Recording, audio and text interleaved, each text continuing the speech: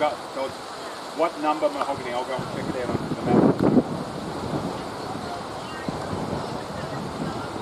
Okay, mahogany too.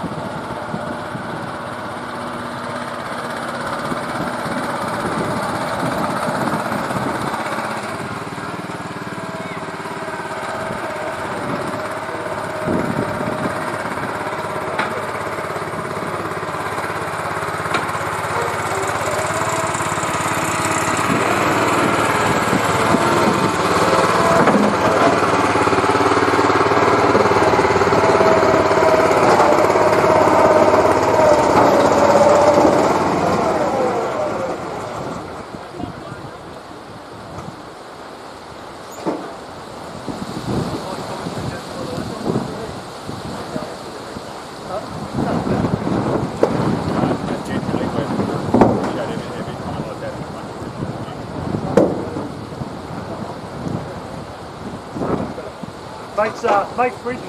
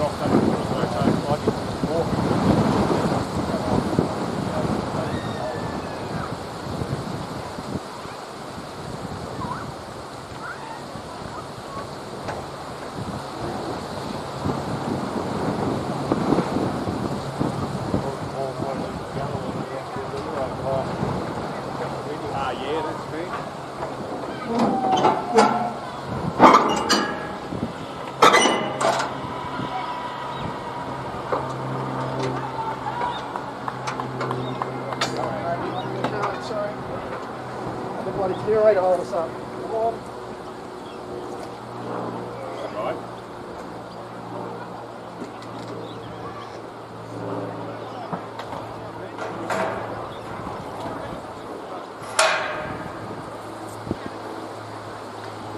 Yep.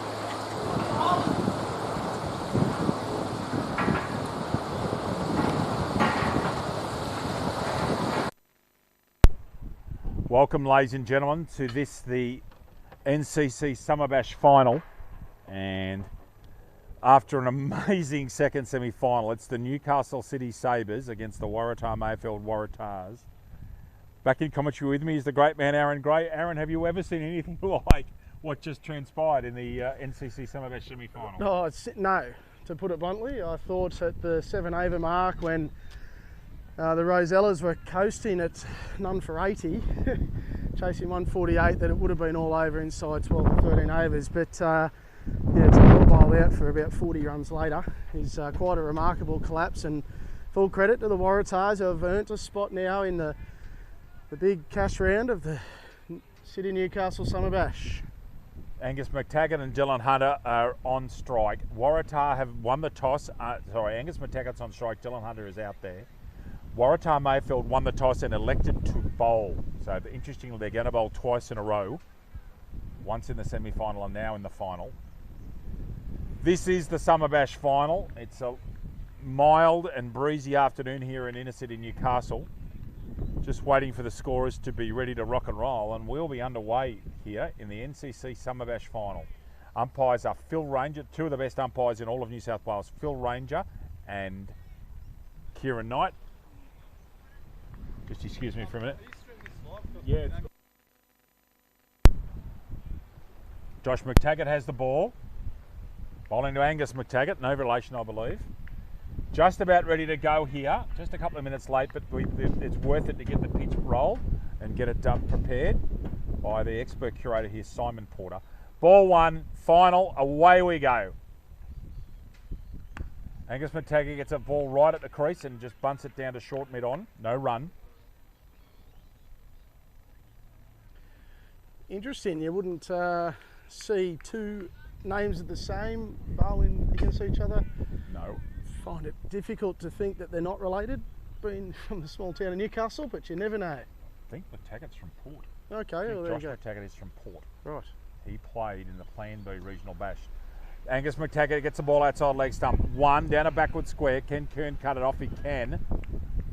Double to Angus McTaggart. So Josh McTaggart, Aaron, played in the Plan B Regional Bash this year for the Port Macquarie franchise. I think they're called the Macquarie Coast Stingers. Yep, okay. Was that based on his, where he comes from? Yeah, that's right. So it's a homegrown type rule they have? Yep. In that, yep. Yeah. The magnificent Oxley Park in Port. Have you ever been to Port? Is that the one near the beach? That's right, near the beach. Beautiful ground. Shot. Played on NRL Grand Final Day earlier on this year. In amongst rain, but we've got a game of cricket. See the Chairman Paul Marjoriebanks not too far from us. He's going to come on for a quick interview with you soon, Dave, if that's okay. Always happy to talk to the Chairman. Particularly good speaker he is. Josh McTaggart to Angus McTaggart. Angus gets one, Out. and that'll be out. Out. Big wicket. Early on, big wicket. Not getting the pull. That was there to hit, to be quite honest with you. That was a short ball. Gets a top edge to it, and an early wicket. Great start, Waratahs. 1 for 2 in the first over. They are pumped, the Waratahs, Dave. They're coming off the emotion of the last game and really riding that here, and they were very, very excited with that early wicket here, which brings, I assume, Ben Patterson to the crease, and what will be an absolutely crucial partnership for the Sabres in this grand final. It will, and remember, Patterson only made 8 this morning. A very smart catch at sort of a short fine leg, really. That might be Cahill, mate. It's got the Newcastle City helmet cover on. I'm not the way he's walking. That looks to me like Ben, but we'll just have to wait and see. There's a black armband on his left wrist. Pato's been wearing that earlier today. Okay. Just we'll wait to see who this is. He wore a green helmet earlier in the first game, that's all, but they might have found the helmet sleeve. So this is calling it as Ben Patterson on the scorecard. Pato wears a left wristband, a black wristband on his left arm. Hello to the family back in Dubbo if you're listening. Jody and all the girls.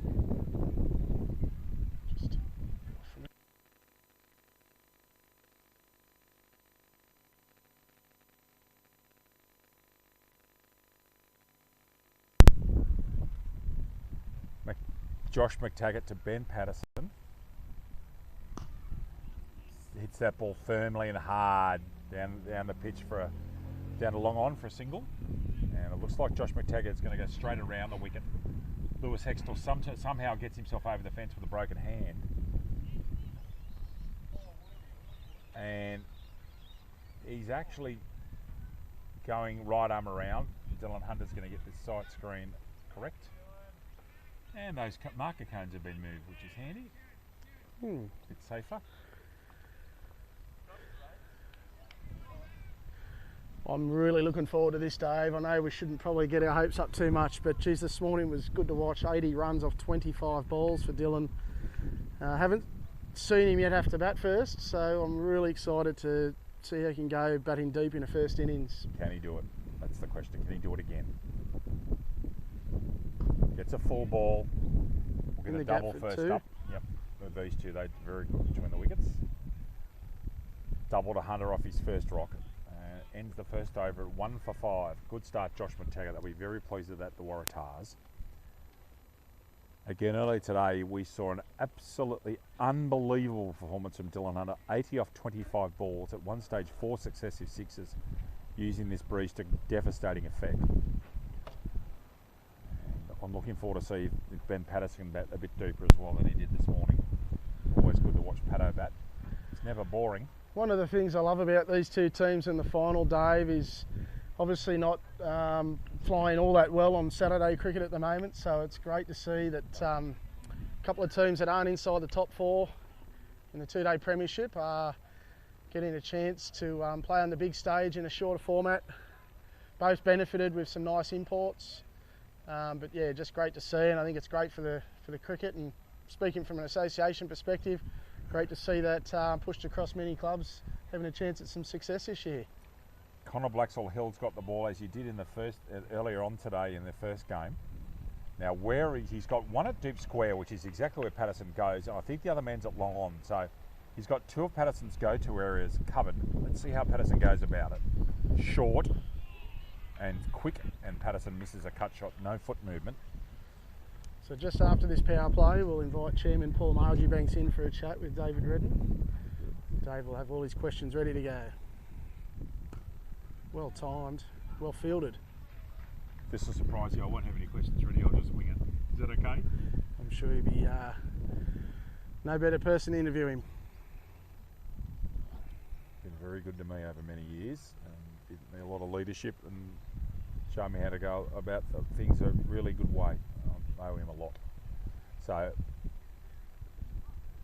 Dylan Hunter's going to have the side screens moved because Blaxall Hill's going to go around, or we'll get to him. And this is where Hunter's dangerous. Although Blaxall Hill's bowling spinners away from Hunter, if he strays anywhere on the leg side, Hunter will take him downtown. Blaxall Hill bowling to Dylan Hunter. He's taking guard now. 5 in the ring on the offside, 2 on the leg side, with a deep forward square and a long on for Hunter. Blaxall Hill to Hunter. Hunter goes first ball to him, doesn't muck around. Little plug there, and it'll be 2 runs to Hunter. Didn't quite get that one.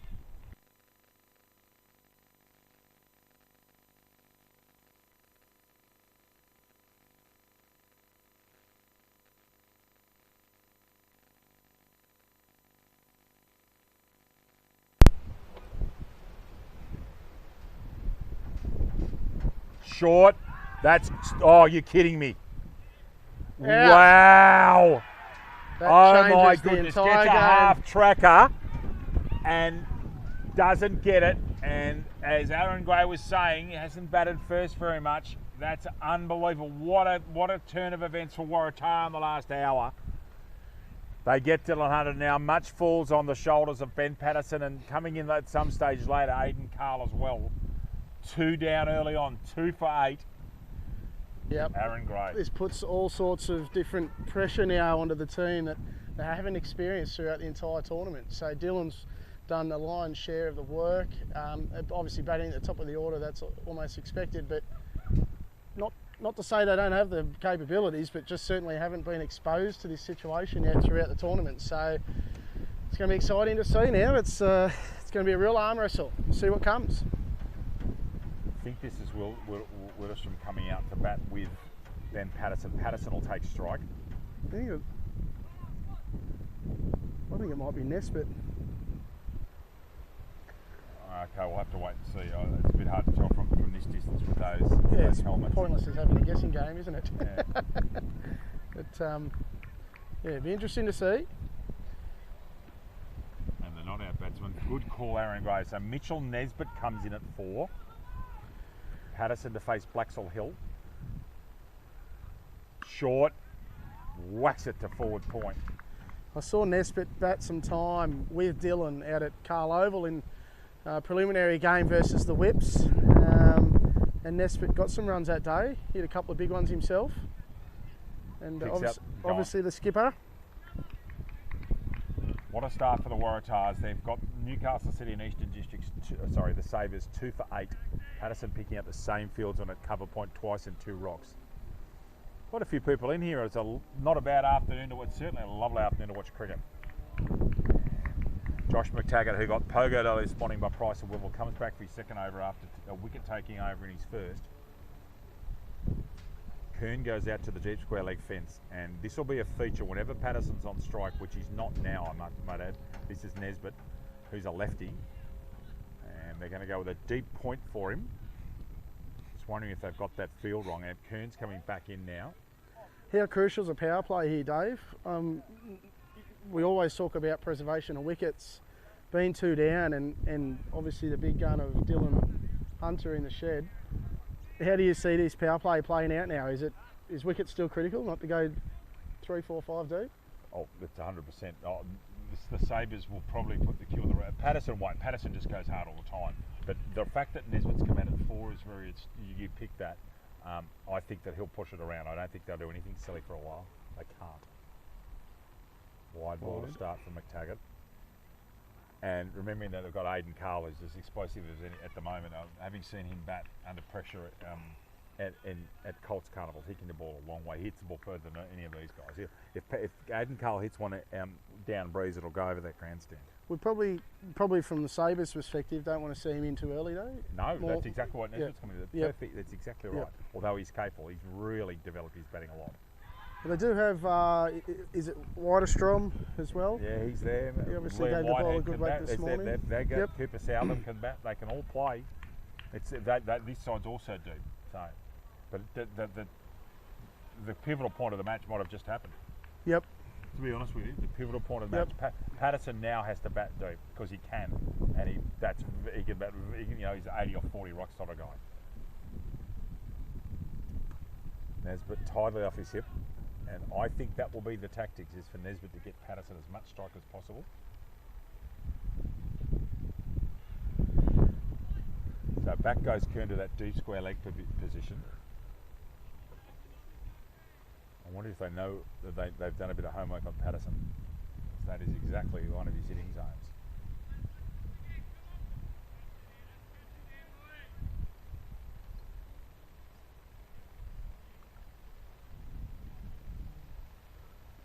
Patterson on strike to McTaggart. It's 2 for 10.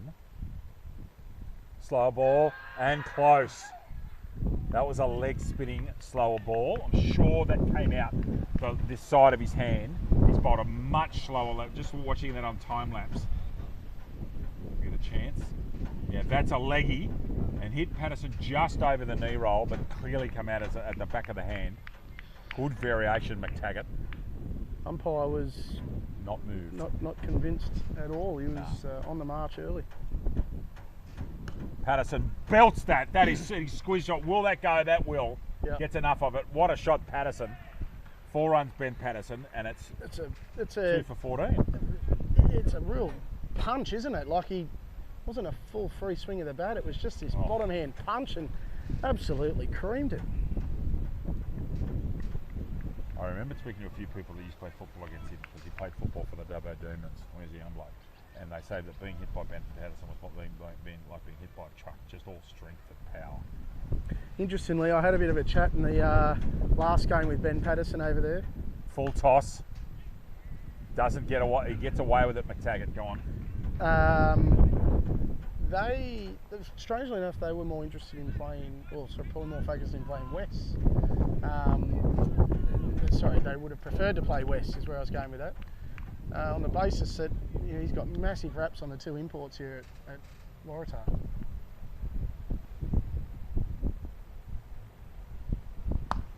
Another full ball right in the block hole. Well bowled McTaggart. McTaggart has 1 for 11 after 2 overs, and they'll take that every day of the week. The Sabres, Waratahs will. The Sabres are 2 for 14 after 3 overs. Patterson is 6, Nesbitt is 1. Now, who's going to come on here and bowl at the standard's been that Blaxall Hill doesn't bowl. He's going to bowl because he got pogoed early this afternoon. So Blaxall Hill will bowl here to Nesbitt, bowling right arm around. So people will no doubt be able to hear the wind just smashing through our microphones here. That's unavoidable, and we do apologise, but got to say the footage is holding up quite well on a mast that's probably 2.5 metres above the ground, so we're not getting too many shakes and wobbles. So that's one upside. Just turn us down if we're too windy for you. A lot of people turning me down. I'm too loud. I know that. They might turn us down for other reasons. Oh, wides and lots of them. This might end up being 4 wides. If Patterson can get going, he'll come back for a 3rd. He does. No. Doesn't. Ooh. Chooses the safe option there. So that's 3 wides. Blaxall Hill erring in direction there. And Nez will actually be dirty that he didn't get a sweep shot away there. That was well outside leg stump. 17 for 2.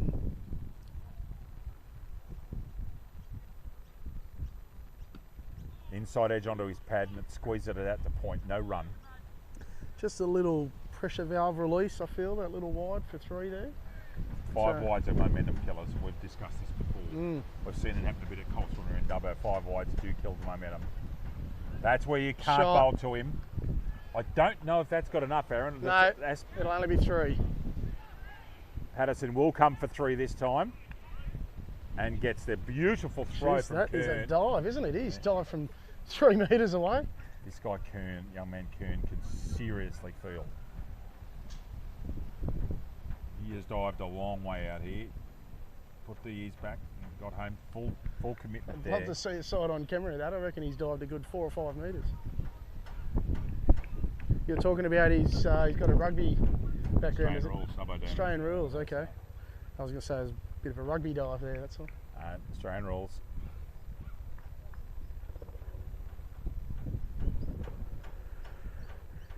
Oh, that is magnificent, Ben Patterson. And again, Aaron Gray talking about the use of that bottom hand inside out.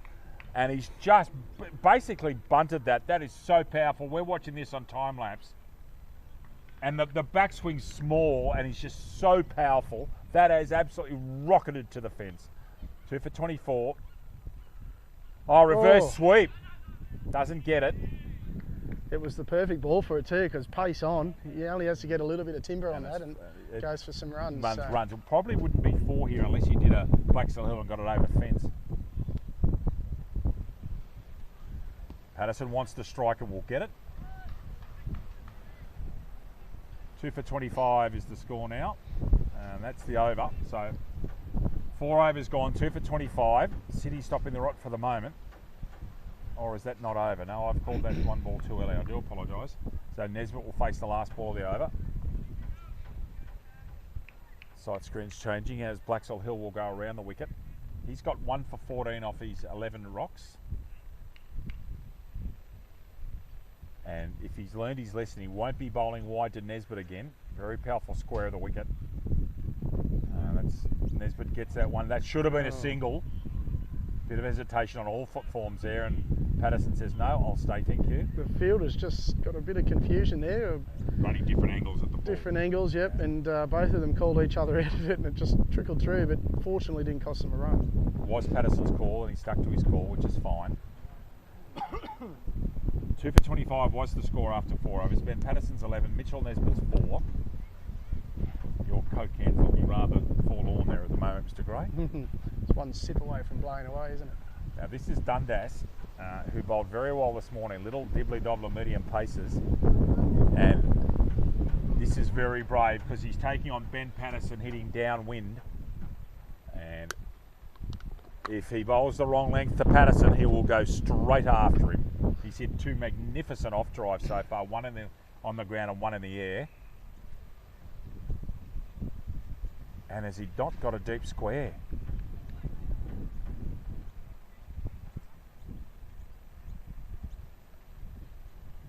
Aaron, if Dak Dundas bowls with no one on the leg side fence to him square, there's trouble.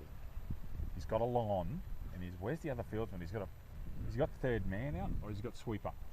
He is going to bowl to Patterson without anyone on the leg side fence from long on or around.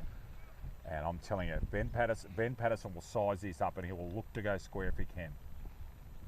Wrong length, and Patterson plays it very carefully. Dundas has actually bowled well today. But Patterson will size up his speed and he'll be eyeing off his areas. I've spoken to a lot of people that have coached Ben Patterson, and he does think about these sort of things, where he can go and where his areas are. So Patterson obviously tries to go the long one. It's going to go over us. Doesn't get it. Well-regarded all-rounder in the game of cricket. Is an import for the for the Sabres. Hasn't lit the world on fire with the stick recently, according to my cricket. There's put in square out. So that shot's brought about a fielding change to a deep mid-wicket going back now, and the sweeper on the offside coming up. So now watch.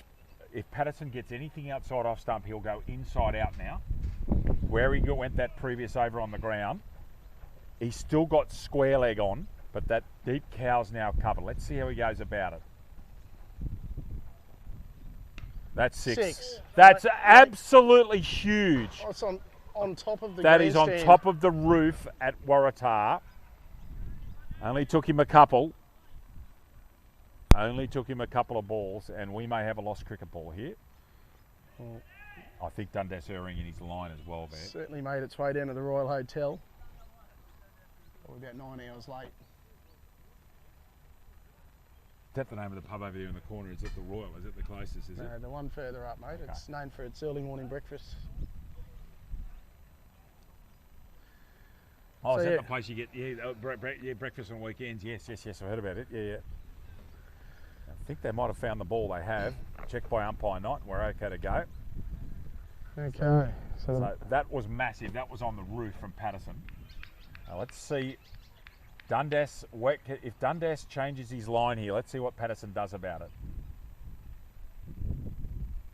Short and 4. Wrong length. 10 in 2 balls, Patterson. That's short and probably outside leg stump. We're watching this on a bit of a delay. Was probably middle on leg. Patterson on to 20. Can't quite read that. That's a bit blurred. I think that says 23, does it, Aaron?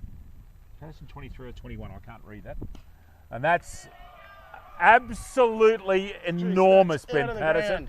Out of the complex at Waratah number 1, over the fence of the field, then outside the back fence into purgatory out the back. That's at Waratah Station, and that's massive. This is the push that the Sabres needed after an early struggle. Kieran Brackenby, watch that one go straight over his head. Yep. Well, I'm just talking through some of the season of Ben Patterson so far. He's obviously been batting 6 and 7 for his club in Sydney. Had a 90 and an 80 relatively earlier in the season. Yeah, I think he's played a match-winning 80 recently, actually, after Christmas. Okay. I'll go and have a look at the scores in Sydney as a bit of homework just to see how the boys are going. Yeah, he's hit an 83 against Okay, got an 83, did he? I knew he got an 80. Blacktown Mounties, but yeah, they did win by 22, so yeah, it's definitely a match winner. top scored. Dundas has 16 off. Patterson will go again here if he gets an opportunity. And there it is. That's 6. another 6. What an over, Ben Patterson. Quarter outside the fence. 22 from Dundas's over. That was the fear for me with the speed he was bowling. But again, this one's erred in line. Patterson's hitting behind square here. Just a really interesting bowling selection for the power play. Yep, very. You know, asking a lot because he did. Well, it worked this morning, earlier on this afternoon, I suppose. And all of a sudden, with one over, Ben Patterson's now 33, and the Sabres 47 off 5, getting much more along the lines of what they'd want after a power play. Nathan Hudson comes on by bowl the last over the power play, 22 off that Dundas over, and amazing stuff from Ben Patterson. 2 huge sixes, one a low scudding job, and another one a boundary over short backward square. Yeah, well, they're bringing Hudson on now, but they're the sort of guys I'm looking for in a power play. Just go to your key players. Anyway, Patterson's got the upper hand here now. He's got the Sabres back on track. Is it 47 off 5? 47 off 5, so right back on track they are. Some superb and brutal power hitting from Ben Patterson in the New South Wales countryside of the decade in the teens. Again bowling Fielding wide to Nesbitt and brilliantly fielded, saving 3 or saving 2. So here's a challenge. Patterson to face Hudson. He's going to go with 5 in the ring on the offside and no one on the fence. So I reckon Patterson's thinking, I've got a chance here outside off stump. Sweeping, very full but not given. It was only going to be a paddle sweep too.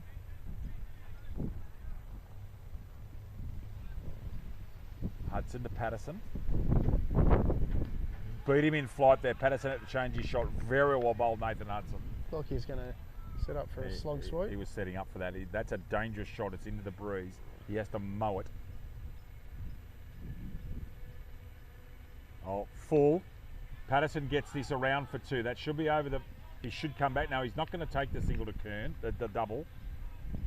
Hudson bowling very well. That's 4 deliveries just for 2 in the over. Okay, so Nesbitt here. It's hard to see. Sorry, we've got some... Mitchell Nesbitt facing Nathan Hudson bowling left arm around the wicket to him.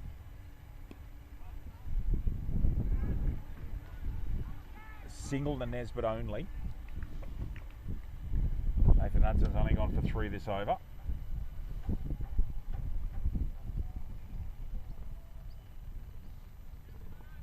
Just wondering if Patterson's going to push here and try and get a last ball boundary. It's the last ball of the power play. Just goes to the lap sweep and even can't get the single, hit it too well. That's a bit clearer, thank you. And at the end of the power play, the Sabres will be very pleased after a rocky start. They were 2 for 8 and now 2 for 50 at the end of the power play. Paul Marjoribank's not too far away, Aaron. He is. He's about to step into the hot seat and get a bit of insight from the chairman of the Newcastle District Cricket Association.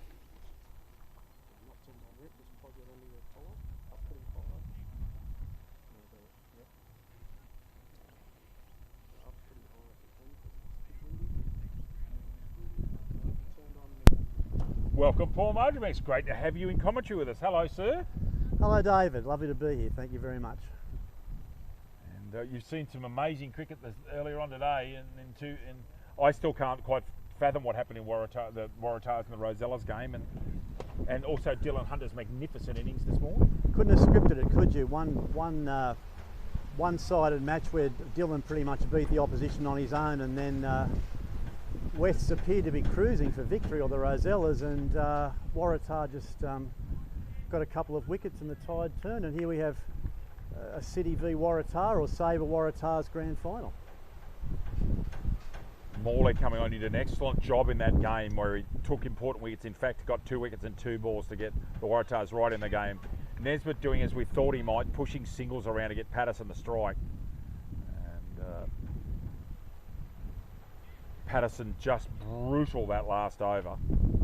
And again, although he's hitting across against the spin a bit here, he's still hitting downwind, Paul, and these boundaries just aren't big enough for Ben Patterson. No, he's a clean striker, Yeah. country cricketer, Australian country player, I think, from memory. Yes. And has been a great acquisition for the Waratahs for this competition. He's also he's got a black cap, a couple of black caps as in the Australian merit side from the Parja tournament at Alice Springs. So a fairly well credentialed cricketer. Oh yeah. Morley gets him on the back foot. You can only get it down to mid off. He's just Morley. If Morley bowls the wrong length here, it's going to go. Patterson goes on the back foot with a ball that was again a ball coming with the arm, and gets a single down to long on. Turned out to be a lovely day after what was a pretty ordinary day in our part of the world yesterday, Paul. It's I had a lot we of, could lot be of quite lucky. True, a lot of text last night from people panicking, but I knew the drainage here was sensational. Nesbitt could be in trouble here. Is that 6? That's hit the fence on the fly down here next to Lewis Hextall. 6 from Mitchell Nesbitt, and that's the first really aggressive shot he's played. And they needed that. No boundaries so far this over, but going along quite nicely. Yeah, so great, and curation work here is fantastic as well. So yeah, really great to get the day off. Nesbitt, as his strength square, hits a single after taking a boundary 6, and going along quite nicely. These two have put on a very important partnership. The score's now 59, so they've put on 51. And just wondering if Patterson is, I reckon Morley will bowl another faster ball. Let's see how he goes about it. Short and 6. Geez. Forget it. You cannot bowl that length to him. And Ben Patterson putting on a clinic at the moment. And the score is now 65 after, just getting the scores coming up here in front of us. Thank you, Aaron. 7 overs. As soon as they bowl that wrong length to him, it's gone. And he's changing for a cap now. Marge State Country Final this Sunday at Seaford Oval in Goulburn. And it's been a long time coming, but Riverina and Newcastle finally get to meet. It's going to be a great day at a ground that's had a lot of work done on it. Yeah, it should be terrific. From the country cricket perspective, it's been a year we've had to be flexible, not knowing what was in front of us. As you know, country cricket involves a lot of travel across the state, so you just got to, with the health situation, we had to be quite careful, but fantastic to get the match underway. Riverina not played in a final for 20 odd years, maybe longer, and Newcastle certainly been the dominant country cricket region pretty much since the inception of the competition, so it's a little bit of a David and Goliath contest, but it should be a great day down in Goulburn. And it must be said, the people of Goulburn were very keen to have us come down there when it was mentioned that that'd be a venue. My understanding is from inside information is that they were very keen to get us down there. Yeah, the council have been overwhelming in their desire to have more cricket there. They've invested in Seaford Oval. I look forward to seeing it next Sunday, but there's a new amenities block there. They tell me it's a pretty good cricket wicket and a pretty decent ground. So hopefully weather's on our side and we get a full 100 overs in. Indeed. The long-range forecast is not actually great for Goulburn, but hopefully we'll get some cricket. That's true. Nesbitt getting an easy single there. So Patterson's changed from the lid into the cap with 2 slow bowlers on. Now Hudson can put the field back as he sees fit. He's got quite a few men peppering the leg side fence. Where does Patterson go? Goes straight and hard for the single down to long off. So Patterson's now done all the hard work, hitting all those 6s, and now they can pretty much consolidate and just keep pushing along and keep the score moving on. They are in a good position, 2 for 66 in the 8th over.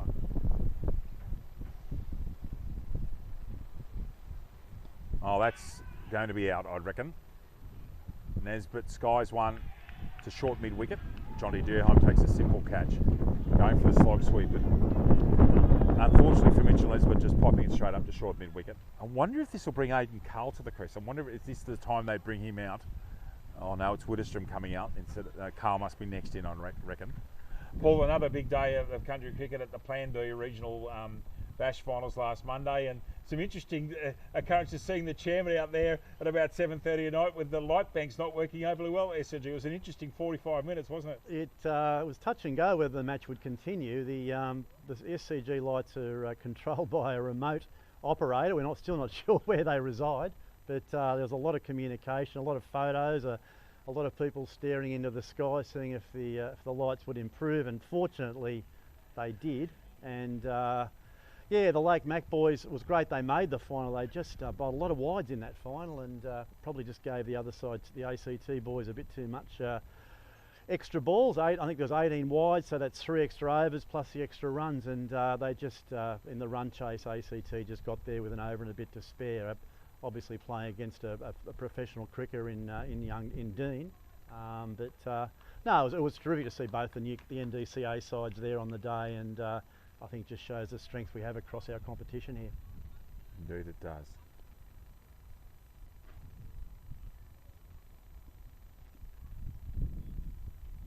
Patterson's on strike because they crossed. Goes inside out again. It's interesting, it is Widdistrom. That the previous scorecard didn't have him up there, but that is definitely Widdistrom, number 1, left arm medium pacer. Yeah, I think he's a fairly well built young lad. He's a tall, he's a big unit. Yeah. But just Blake Dean having a great day out for the ACT Aces, and 70, 74 and 70 not out in the tournament winning performances there. Yeah, he certainly showed he played T20 at a higher level. And that's what we add to this competition here. One of the exciting things about having this T20 comp in the middle of our summer, we can try different things. The club's able to bring back local juniors like Dylan, guest players like we see out here today, Jay Lenton out at Toronto, people like Pat Darwin coming back to their club. So it really and we can experiment with the competition, look at expansion. There's obviously prize money involved, and it's also a chance for clubs that may not be doing that well in the 2-day comp to regroup and concentrate on this competition as well. So no, it's an exciting addition to the season, this competition. Great support from the City of Newcastle Council. Yep. You guys have been pumping all day and all through the broadcasts. The initiative of the camera. I was going to ask you about that.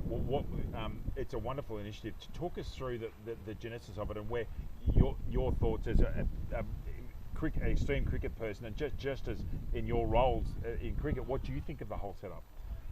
It's added a great dimension. The comments we're getting, not just in Newcastle, but worldwide. I mean, this stuff can be seen anywhere. And it started. I initially saw it happening in capital cities, in Sydney, and all the major grade clubs will come back to it. Patterson gets a full ball and gets set down to long on for a single. And you saw most of the major grade clubs were really jumping on this, and I brought it back to our committee, specific to Aaron Graham, so I think it's something we need to have a look at. Aaron, to his credit, did a lot of homework, a lot of research on this particular company, the Frogbox organisation, and the decision was made, let's try and get it in for our T20 comp this year. Widdistrom absolutely smokes an inside out off drive. It's dropped at short cover by Alex Taylor, and I think that's Taylor. It might even be Jimmy Sarakas actually. It's Sarakas. Gets a double. That ball was absolutely belted. Toomey is the new bowler. Go ahead, Paul. Yeah, so we tried it in the first match, a midweek match, and had a few hiccups. But from that point on, it's been sensational. And then we've added a bit of commentary to it, yourself and others, in the last couple of matches. So it really has enhanced. As I say, the comments we're getting back, the imported players, their local clubs are able to watch them play, and it just really, I think, elevates Newcastle cricket to another level with its promotion. I couldn't agree more. It's a fantastic initiative. Oh, that's gone. That's absolutely vast. Goodness me, we've seen some big sixes today. That's one of the biggest ones. That's out the ground again at Waratah.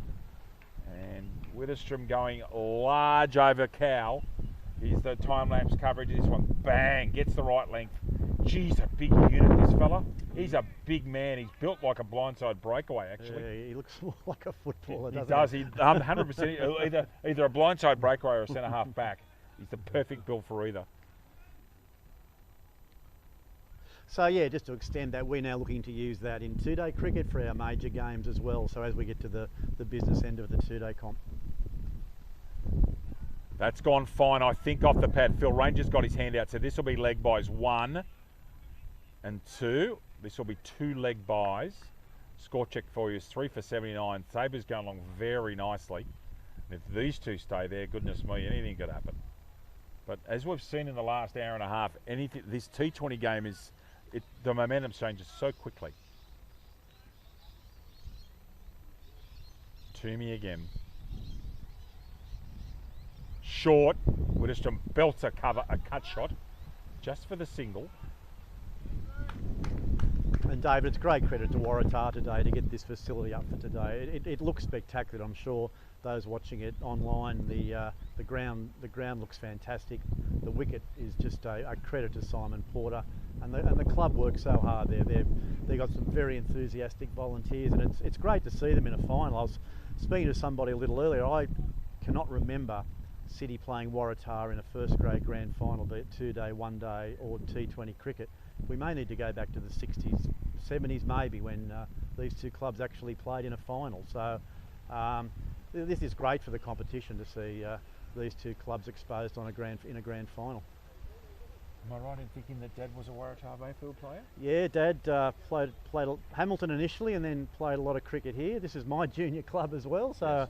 I played a bit of time at Waratah Oval, so a little bit of emotional attachment to me in today's match, but yes, may the best. Julie, how are you? Good, how are you? Thank you. May the best side win. And that's Hamilton before they became Hamilton. Yeah, when they were Hamilton before the clubs merged. Yep.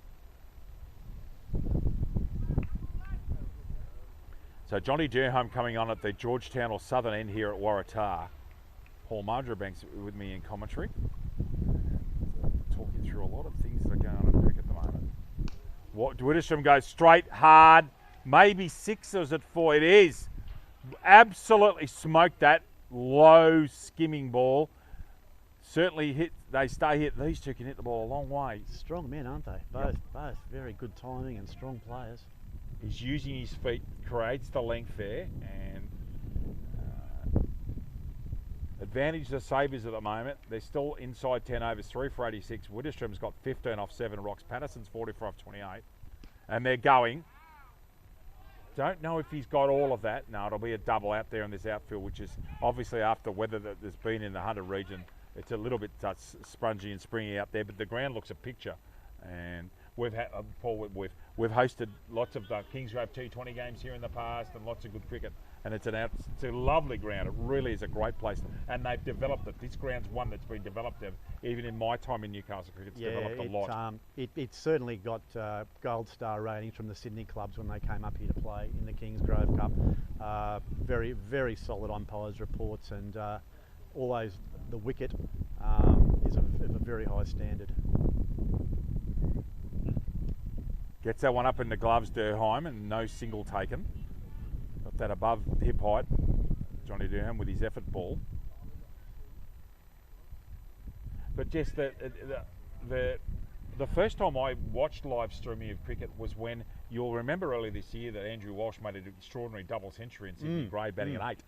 And my man Ryan Van Kemenade sent me a link and said, well, this game was actually on live stream. And I thought, okay, and I hadn't realised as much. And I went and watched an enormous amount of the innings. It was just great to watch. And then all of a sudden there's frog box in the NC Summer Bash. I'm thinking, wow, how good's this for us at our level? And the thing is that you can watch it anywhere. You can. That's the point. And any time. And that's gone. Oh, maybe not this time. Good catch. Taken. Widdicombe caught, didn't get that one. I thought he got all of that, and he hadn't. Durham picks up an important wicket. Widdicombe not impressed. I can't believe that Aidan Carl won't be the next man in. It's just about time for the bopper, and I suspect that this is him now. Widdicombe caught holding out on the mid-wicket fence. Bat turning in his hands. He's not happy with himself because he. It's a slow walk off. Oh yeah, it's a dawdle. No, but with the frog box, I mean, there's the PR side to it and the exposure of Newcastle cricket, but it's also a coaching tool now. Coaches can sit with their players and go through the bowling actions or what they might have done in the batting. So there's a lot of facets to the tool as such, and it's an economical tool, and as I say, multifaceted, and we're really happy with it. And as I say, the commentary just really adds to the coverage.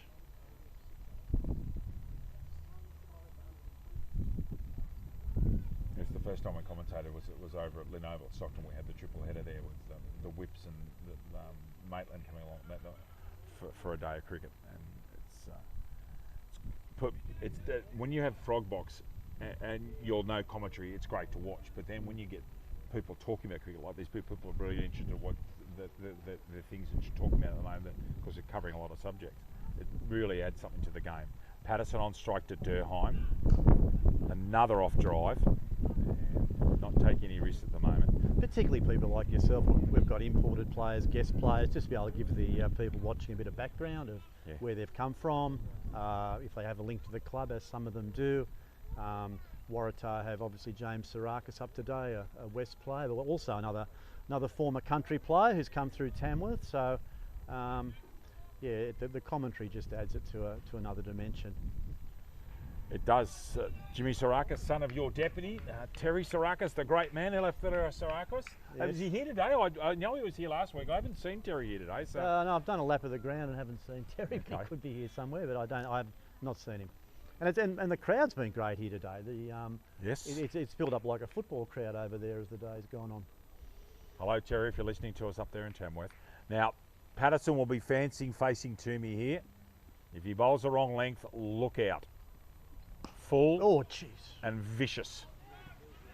Aidan Carl should be coming. He's gone to ground with one knee, and that's the key. The fact that he went to his knee meant that they could come back for the second. That was the umpire killer, Paul. We're watching this on top. I'm just wondering how far this missed Phil Ranger by. Not much, I'm telling you. Phil doing very well to get out of the way. Aidan Carl hesitated, then came back hard. Toomey to Patterson. Full. That's gone. Forget it. That's his 50. Just brutally strong. Short arm jabs it over the fence. 53 for Patterson. That's his 50. And we're watching this again on delay, but just a short arm jab, Paul, I'm sure. All bottom hand. Look at that. Oh, strong. Spent a lot of time playing cricket under the tutelage of Geoffrey William Cook. Has Ben Patterson, and he's developed his batting no end since he turned 20 years of age, Ben Patterson. That might be 4 as well. And is another short arm jam, Patterson. 57 now, 4 for 101. And I'm told Patterson's really integrated into the Sabres, into the club. Early days, he wanted to get the team song, so with their victories, he wanted to be part of it. No hesitation in making the trek up on the Sundays or the midweek to play. So it's a really great score for the Sabres to get a player of this quality playing in Newcastle. It then allows the Newcastle players to match themselves against the standard of somebody like them. Gets a short ball outside off stump, but hits it to the one man in the ring on the offside, Jimmy Sarakis. And of course, Connor Blaxall Hill is the second guest player playing for Waratahs, also from the West Club in Sydney, plays alongside Jimmy Sarakis.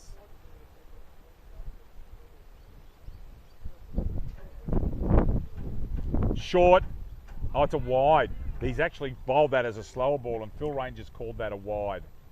So score check now. They're going along nicely. They're running at 10 and over. And as long as Patterson stays there, anything is possible. Yeah, I'm sure that was bowled as a slower ball here. It was a wide too. 2 balls to go in this Toomey second over. Wide again. Patterson could have let that one go too, but doesn't. Clever bowling from Toomey. None for 23. Patterson's 57. Aidan Carl hasn't faced a ball. They're 4 for 102. It'd be good to see Aidan Carl make his debut and get a baggy green cap on Sunday for Newcastle as well, Paul. That'll be a real thrill for him and his family.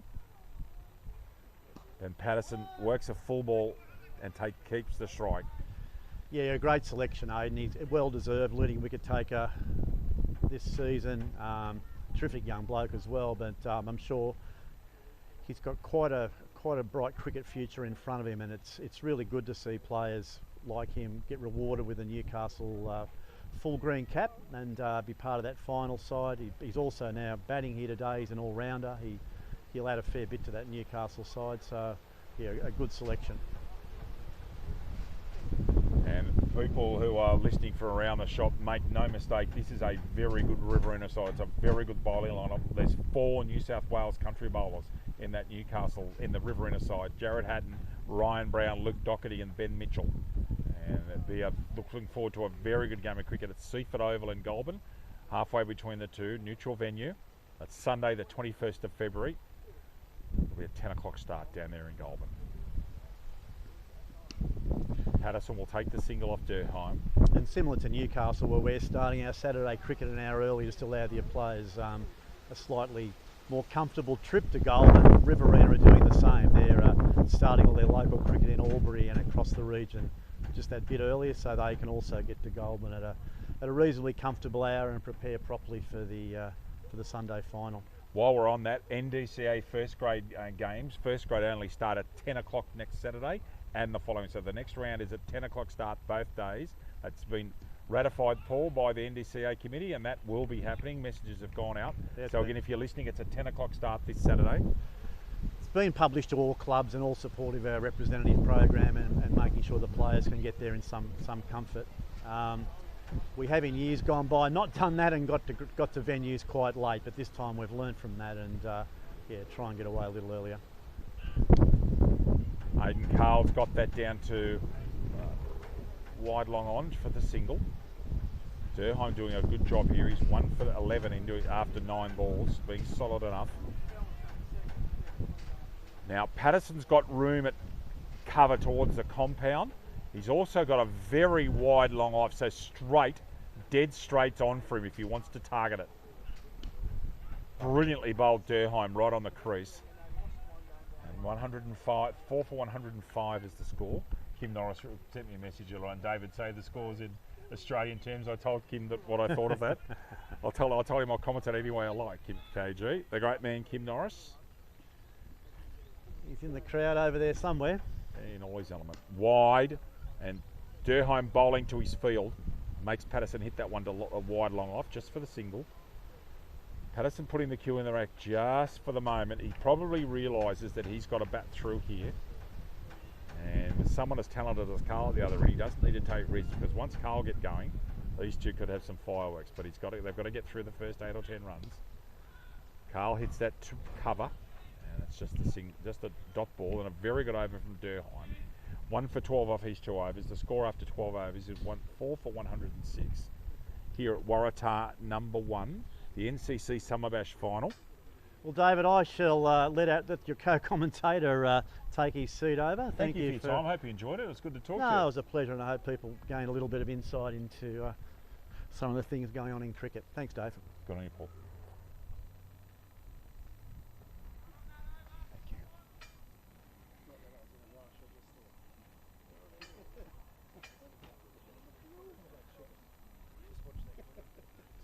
Josh McTaggart coming back here to bowl from the railway on northern end at Waratah. Ben Patterson on strike. And if McTaggart gets his length wrong, watch out. Patterson has more than got his eye, and he's been murderous today. 60 off 38. Welcome back, Aaron Gray, and with thanks to Paul Marjorie. It's great to talk with the great man, and a pleasure to have him on board for 10 or 15 minutes just talking all things cricket. Fully. And brilliantly fielded by Durham at short mid-wicket. We're looking for anyone to step up with Dylan falling cheaply, Dave. We're certainly seeing that from Patterson here. Well, if he can hold his composure, he's on a century. McTaggart getting that one in full restricts Patterson's shots. Yeah, we talked about 10 overs ago about not wanting Cahill in too early. That is brilliant. That is a straight drive that will be well fielded. Great work here in Brackenbury. Saves 4 and keeps that to a single. Brings Carl on strike. Aidan Cahill. Carl. It's interesting you should mention that. South Australians pronounce it Cahill. And Darren Cahill played tennis for Australia in Davis Cup. His father was John Cahill, who was coach of Port Adelaide Football Club, but they say Cahill. This particular family's name is Carl. Very full ball, well bowled McTaggart. Anyway, it's primed for him really, isn't it? Now they've got this beautiful platform to go with, and we said that probably didn't want to be in before the 12th over, and he's come in just prior to that, but he's got 8 overs now to do some damage and set the Sabres up here for a big total. Full. very full. McTaggart's hit his areas this over. Just a single out to point to Sarakas coming across from short cover. So Patterson's looking at a short fine leg and mid-wicket in the slot in Durham, then 3 men the leg side fence, long on, deep cow and deep square. Then a short third man, short cover, which is Jimmy Sarakas, long off, and a deep point. 4 for 108 is the score. Patterson gets length, gets an inside edge. Don't know if that'll go for 4 on this outfield. It won't. He's got a double. One of the first very rare errant shots that Patterson's played. He's 63 off 41. Having a hoy at that one from outside off stump, and he dragged it outside leg stump with a standard draw shot. Last ball of McTaggart's over. He's 1 for 15 off 17 balls. He can't err in length to Patterson. Gets a fully, and that is a very good, clever over McTaggart. Everything in the right area, and Patterson can't get him away for any boundaries in the over. Score check for you is 4 for 110 off 13 overs. Aaron Gray and David Redden here with you, live streaming on Frogbox, the NCC Summer Bash Final, live from Waratah number 1 on a breezy, sunny afternoon here in Newcastle. Nathan Hudson to come back and bowl his left arm around the wicket. Spinners. Aidan Carl on strike. And Hudson's protecting himself to a certain extent by making them hit into the wind to hit the fence. Aidan Carl loves the slog sweep, but that is a dangerous shot here with men patrolling the fence and hitting into that breeze.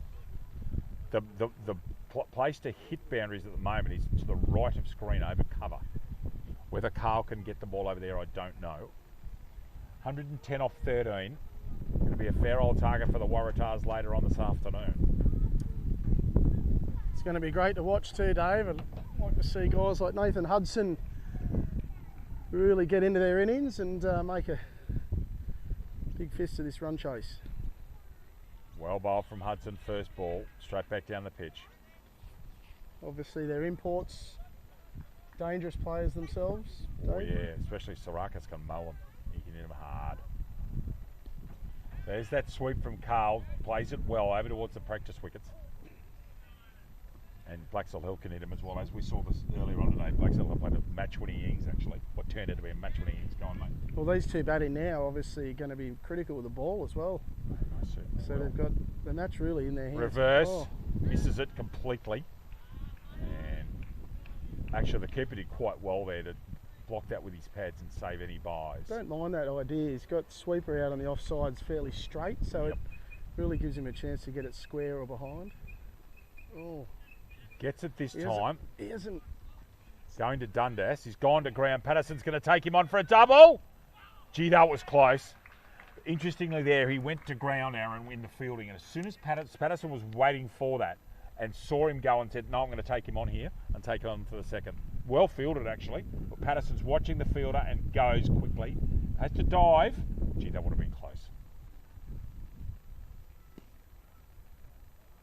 Hudson bowling it to where he wants him to hit it, down to that long off boundary. Just the single. Hudson's going very well. He's 1 for 10. And this is the last ball of his third over.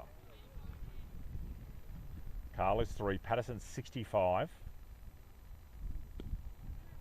Carl gets that down to long on and will retain the strike. Score check for you is 115 for 4 after 14 overs here at Waratah number 1. And Aaron, what are your plans with live streaming for the rest of the NDCA season? Are there plans?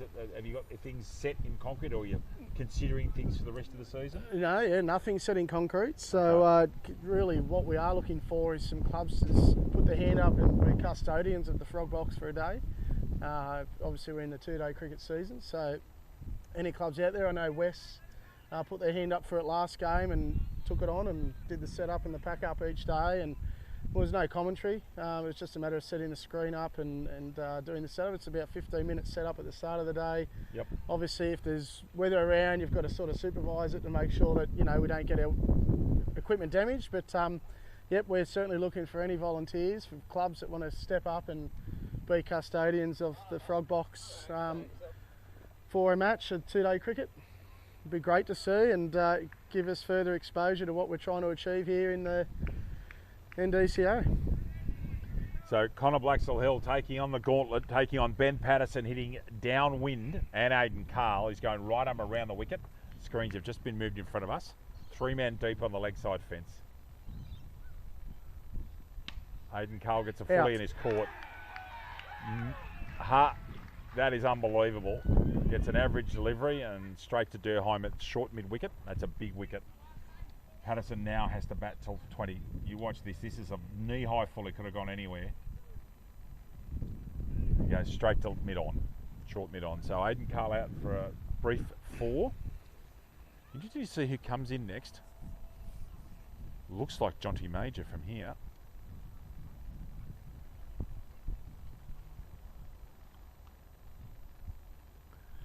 $115 for 5 is the score. Aaron Gray and David Redden here with you.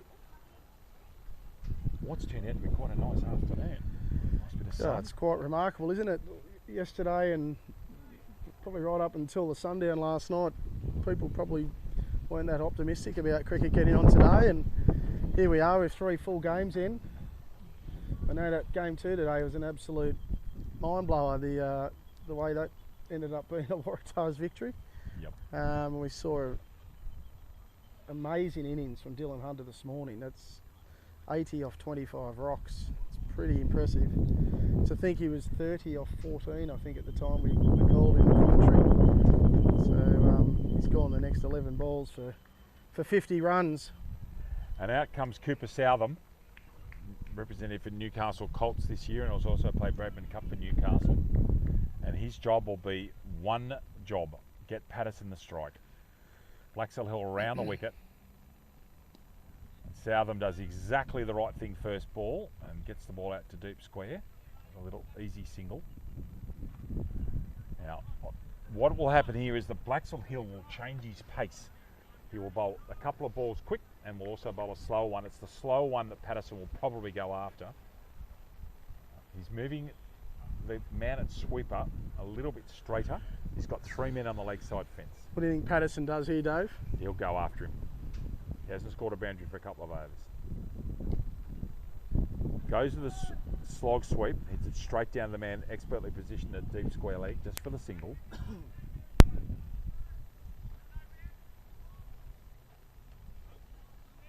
There you are, sir. For the charger.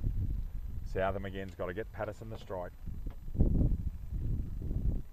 Goes with a back cut. Oh, gee, nearly beat him on the inside. Yep. 5 for 117. Evenly poised this game. Just waiting to see how Patterson goes through the last 5 overs, if he can stay there. Southam, brilliantly fielded. He's in trouble. No, That'll be a run out. Oh, he's no. The average throw from Sarakas after a brilliant pickup, and Southam somehow gets home, and Ben Patterson had every right to send him back, but the average throw and the bobble from the keeper, Southam goes halfway, stops, comes back, and the fumble lets him home. Last ball of Blaxall-Hill's third. He's going very well at the moment, and that'll be safe. So leading edge there, and Blaxall-Hill has 2 for 16 off 3. Scoring has slowed quite dramatically here. It's now 5 for 117 off 15 overs, but importantly, Ben Patterson is there. Aaron, it's 5 for 117 off 15. There's 30 rocks to go. Do you think 160 is a realistic target? Well, I think so, but I think Patterson's the key for that. He's got to stay in and keep the scoreboard going as well. He can't just obviously occupy the crease, but I absolutely think 43 off the last 5 overs is very achievable.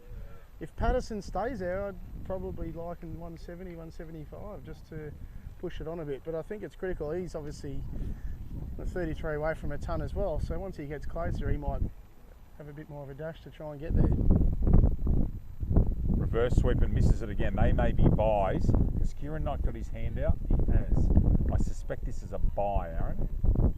No, he's actually got an underneath edge on that one, so that's a single to Patterson. Brings Southam on strike. Gee, I think they won't want less than 150 here. I think that'd be a disaster, but from where they are, But Waratahs making They're it up and hard for about, them. aren't they? Yeah, Oh, they they're are. in it. Brilliantly fielded by Hudson across to Durham with the assist. Southam still on strike. He's 1 of 4. Let's have a look and see what bowling they've got left as well, because that's obviously critical as to who they might. Southam aggressively comes back for the second with the ball, the backward point to Dundas. Who they might target in these final overs. So McTaggart's got 1. How many's Toomey got left? Toomey's got 2. He's gone 24 off his 2, so maybe he's someone they target. Durham. Durham's got 2, so I'd imagine Durham bowls 2 out of the last 5.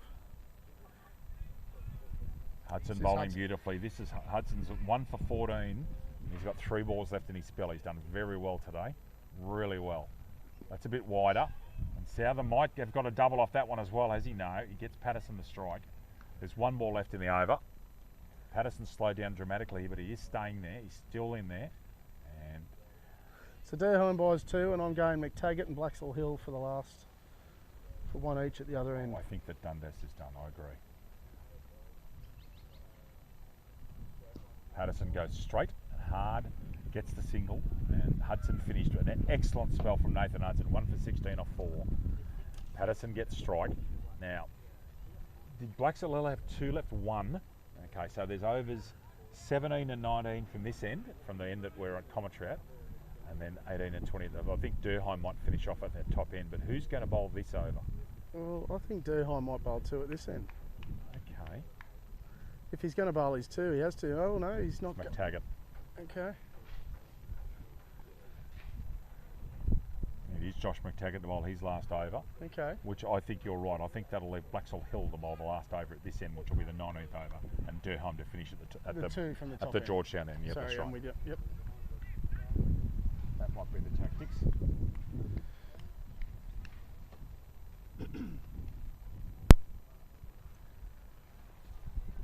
Yeah, I think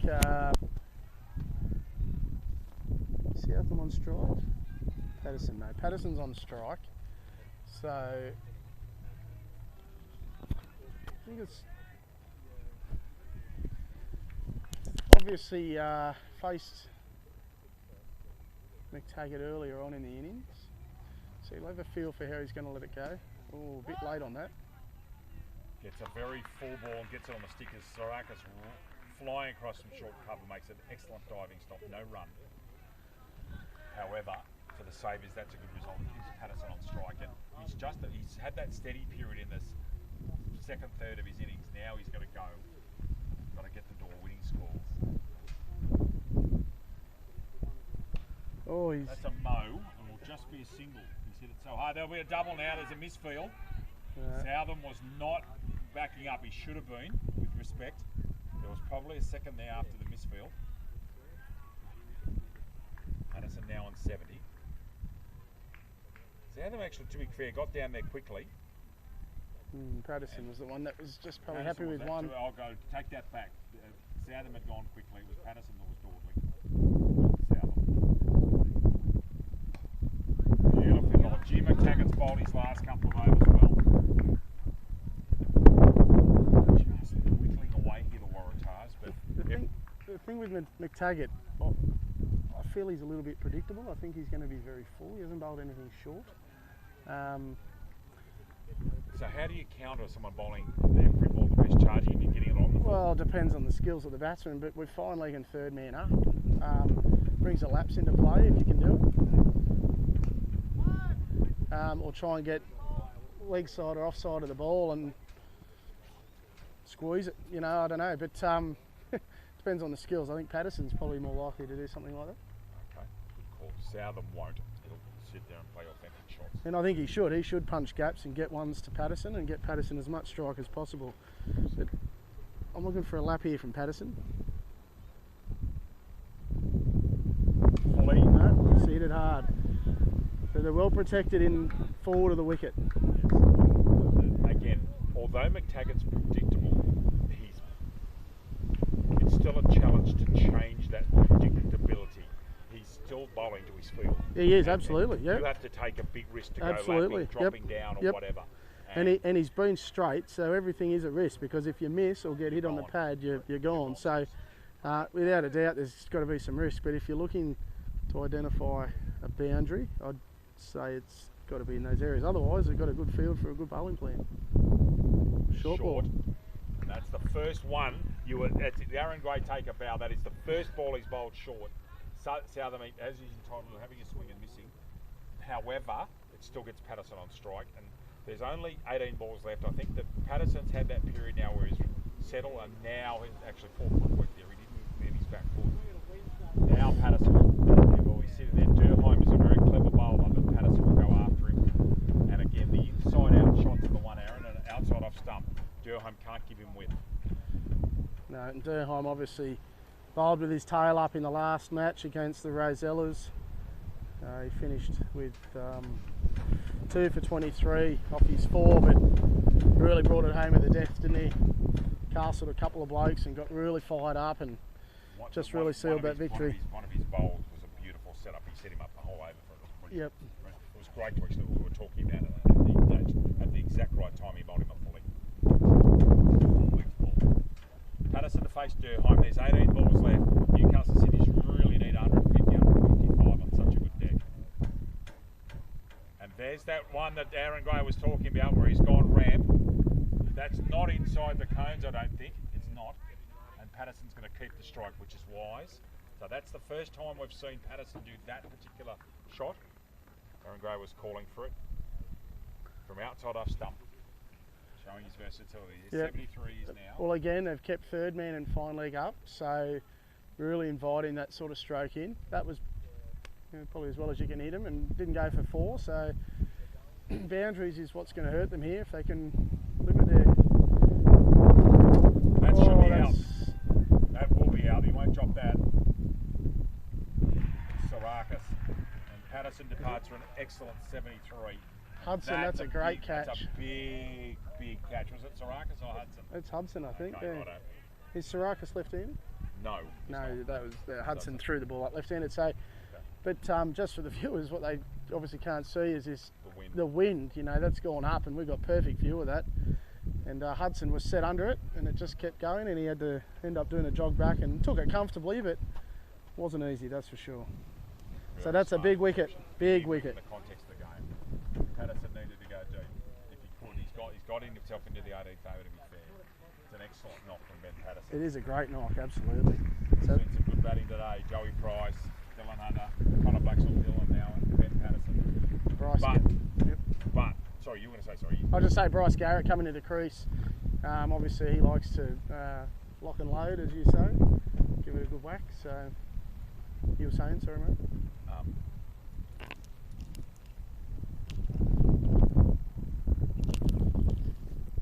There you go, microphone will fall off. That's real useful. Really useful. There we go. That's better. So Southam, they cross. So Southam retains, picks up the strike here. And now a lot falls on young shoulders with Southam. Everybody in the ground knows what Garrett's going to do, but Southam is going to continue to push the scoring along. No matter what he does, he's got to get the strike. He's got to continue to score. That's a great shot, Southam. Behind square. And that might be 4. Yeah, and it is. You can hear that's an excellent shot from Southam, squeezing a ball inside out over backward point. And just what the doctor ordered for the Sabres. 131 now. A bit too much width. As you called it, Dave, no width with this field. He couldn't really afford it. And made him pay.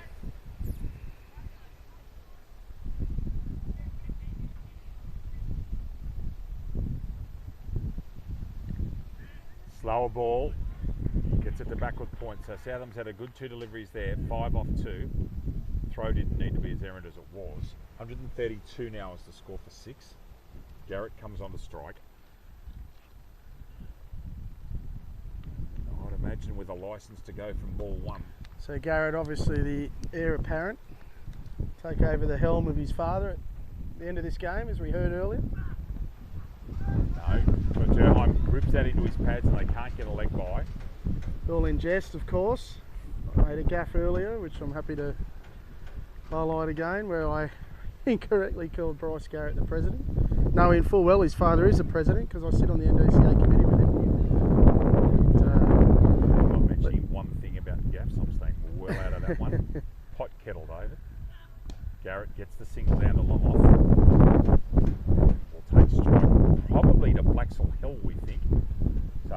Waratahs going along okay, 6 for 133.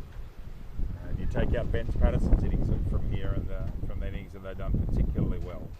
Well, he definitely filled the void that Dylan Hunter left with the harsh on Dylan, I know, but it's so expected now that he goes large at the top of the order, and with him going cheap after being a star performer in the entire tournament, Ben Patterson, their other marquee, stepped up with a grade 83, I believe, off 73 off about 55 rocks or so. As predicted by Aaron Gray, Connor Blaxall Hill to bowl the last over from this, the Northern or Railway end. This is the 19th over.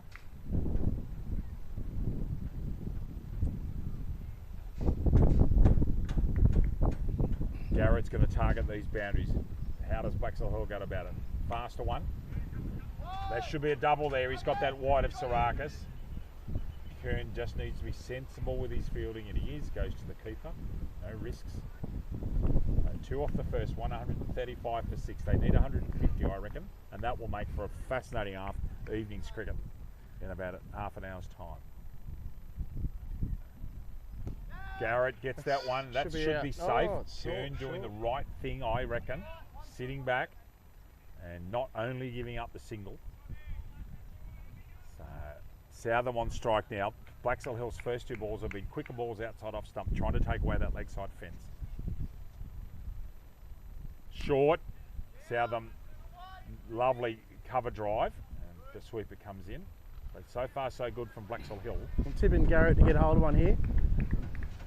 Yeah, he's hit. The first 2 he's hit have been quite okay. Going over Sarakas at short cover is one of his areas.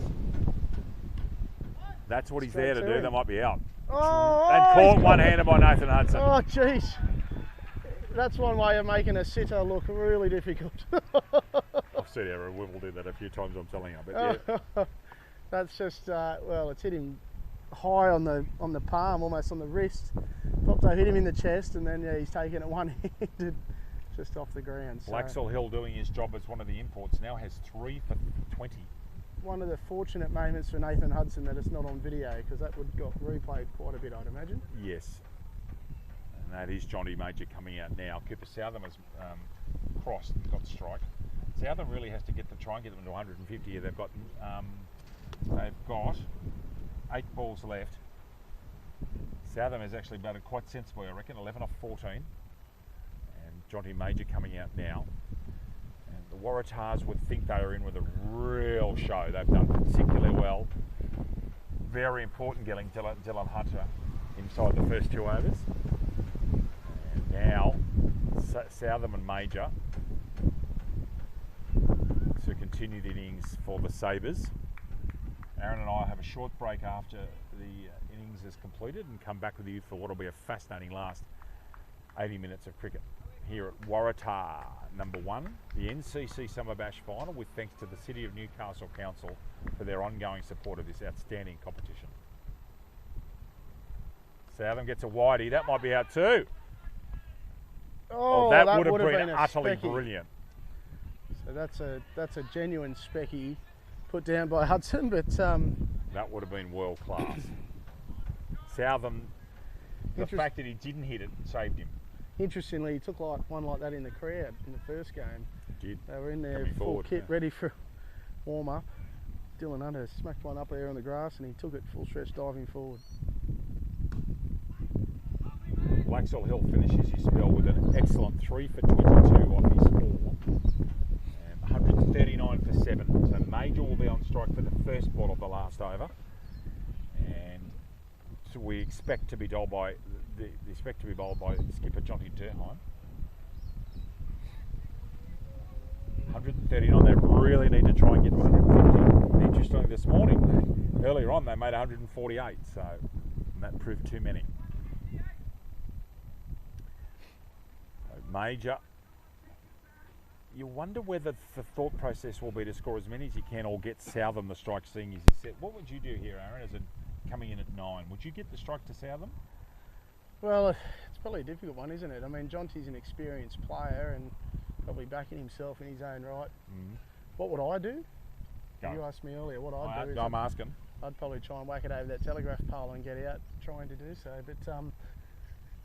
But that's not me out there for good reason. I think Jonty, I think the smart thing here to do is just keep punching gaps, hope for a boundary, otherwise push hard for your twos. Oh, he's happy to give strike to Southam, so there you go. 140, Southam. Now, again, we spoke in the last over about Durheim not giving the Sabres batsman width outside off stump. He's got no protection deep on the fence behind square on the offside. He cannot bowl with width. And see if Southam tries to create width. Doesn't. Goes inside out. May get a double here. Major's got to go. Yeah, in and out. Well run, Jonty. Southam's got to go and does. Oh, well run. So 2 runs Southam, 142 now. Getting it close to the same score as early on this afternoon. The other thing you hear, Jonty's on strike at this end, you hear it a bit in the Big Bash where they talk about a free hit. It was a chance maybe for him just to have that bit of a crack. If he skies it, cross, and he gets Southam on end anyway. If he gets the boundary away, well, he gets another free hit. But anyway, 3 off 2. Oh. There's that spot. No, in fact, he's gone 2 square. Got that too well, actually. Needed to slice it and didn't. He's mowed it. And 143 with 3 rocks left. Southam, a very handy 16 off 18 balls at the batting at the death. He's done quite nicely without being rapid fire, but he has stayed there and kept his head. Major on strike to Durheim. 3 rocks to go in this, the 20th over. Beautifully bowled Durheim. Yep. He was trying, wasn't he, Aaron? He was trying to slice that behind point. There's no third man. It's it's fascinating. It's all really with that field he's got. He's almost got to bolt the stumps. Yeah. He almost got leg stump. He probably missed his execution there, but got away with it. Anything on that though, 4 runs, and it can pace off that time. That's a smarter ball. Yeah. At least pace off. You know, you're only going to go for 2. And they're not going to get to 150. The Sabres. So that's probably under par from I think so. Where they were at 4 overs ago. We talked about. Waratahs will be very happy. Yep. So well done to Waratahs and pulling it back. And last ball. Southam's got to go and Sachs have a chance at the run out. Don't worry about the run out. And they get there. Oh no, they didn't. So Major's run out coming for the second. They get 1 single. So the total is 144 for 8 with Major going as quickly as he could, in and around. Oh, he slid. There we go. He slipped. And then looked. And was run out. So 144 the total. We'll be back in about 7 or 8 minutes' time with the Waratahs facing a fascinating chase of 145. On behalf of Aaron Gray, I'm David Redden. We'll be back with you very soon.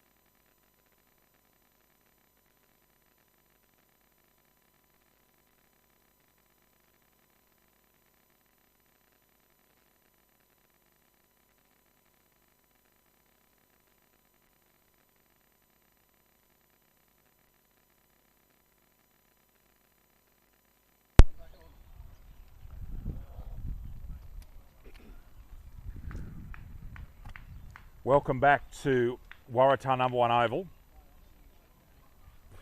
And side screens will be moved for Angus McTaggart. The ball right arm over the wicket to Jimmy Sarakas. Welcome back to Aaron Gray. Aaron Gray, I owe you an apology. I've just bumped into the lovely Dr. Daniela Carl, and in fact it is Cahill. They call themselves Cahill. I had a message come through from the great man Dan Proudman. Dan, if you're listening, thank you for the message. And he forwarded through me an excerpt of a text he had with Andrew Cahill, and they pronounce it Cahill, as in Tim Cahill, the former Australian football player. So read us wrong. Thank you to the Cahill, and thank you to Dan Proudman and Dr. Daniela Cahill for the correction. Also, a couple of cheerios to a couple of Newcastle representative cricketers watching tonight. Daniel Arms is watching on the big T screen at home, and our great friend Aaron Wivel asked for a cheerio. Hello, Wiv. How are you, brother? Wiv, excellent. Well, Wiv, the Wivlet, yes. He had a bit of a layer up this morning, or in the second game, didn't he? He pongoed a few sixes. 4 in 1 over, if you don't mind. Angus McTaggart to bowl to nut Jimmy Sarakas. What will the next 80 minutes hold for us? Here we go. Second innings of the NCC Summer Bash final. Sarakas gets the first one and goes straight down the ground. Just the single. And none for one, and they're away. Nathan Hudson is the other opening batsman. He'll take strike here to Angus McTaggart. Well, I'm going to call it here, Dave. The Waratahs, if the Waratahs are to win this, one of these two win it for them. I think that's a fair call. So good to see. You got their two key batsmen straight in the mix early to take full advantage of this power play. Hudson got some runs in that second game too, Dave, I believe. He did, 30 odd. For mine, and this is, people are going to think I'm straddling the fence, I think it's even money. I really think it's that close. Little pressure points will win this match. Oh, I agree. I think it's a very evenly matched. Almost, no, not quite a wide. McTaggart bowling some good wheels there. You could almost go as far as to say whoever wins this power play probably goes on to win the game. I mean, of course, there could be lots of other ebbs and flows, but I think this power play is really crucial here. You know, not to say game 2 is probably a good example where that isn't always the case, because I'd say the Rosellas absolutely dominated the power play in that second game. 92 off 6. 92 off 6, and then to not go on a win, obviously they'll be licking their wounds tonight. Hudson inside out over. Chip set. Only a single. And Dylan Hunter runs around onto his left arm and just keeps it to a single. So Sarakas is a name I've seen around for a long time. I haven't personally witnessed much of him, but he's got massive raps, Dave. You can give us some insight on his capabilities. The first time I saw Jimmy Sarakas was at a state under-17s carnival at the King Park complex at Raymond Terrace many years ago, and I was with Western Zone then because I was living in Orange, and Jimmy Sarakas was playing for Central Northern. We played him on the last day. I think he got 70 or 80 volleys, the right arm around the wicket, noon balls as well. But Central Northern, if someone will be able to correct me, but they were 4 for 2, and I don't mean 4 runs for 2 wickets. They were 4 for 2, and he made 188 at the back Raymond Terrace ground, the one that's run by Port Stephens. Wow. And it just, he went berserk, and he hits the ball very, very, very hard. He's very powerful. Like one here, getting a full ball outside leg stump and getting it around the corner. But when he was younger, when he was playing for Central Northern before he moved to Sydney, he bowled a lot. He bowled right arm around the wicket. A bit like guys like Renshaw and fellas like that, Tom Cooper. And was very powerful top order bat. And has continued on having a very good career playing with the West Club in Sydney. Early hit 102 not out in round 1 this year for West. Made a couple of centuries down there. It was presumably in a one-dayer. Lovely on drive Sarakas. Very comfortable. McTaggart's bowling well here. So far in the Summer Bash, did a couple of contributions, a 34 and a 46. 34 versus Merriweather and a 46 versus the Kookaburras. So here's his chance to go on and get a match-winning innings for his team. And at the end of the first over, the Waratahs chasing 145 and none for 5. And if the pattern this morning is repeated, it will be Ben Patterson, who's made a brilliant 73 earlier on this afternoon, to come on over the bowling at the Georgetown end, and he will be. Cooper Southam's over here at third man. Aidan Patrick Carl, I believe that is. No, that's Widdistrom, I think. Aidan Carl usually wears a floppy hat, so we're just trying to spot where Aidan is. In fact, I think that's Aidan Carl running in from Cahill. I beg your pardon, Daniela. Running in from mid-off. He's just on the side screen. That's him, so that is... it's Bryce Garrett at backward square. So he's gone third man final. Very traditional field with a slip here. Johnny Major gone into first slip.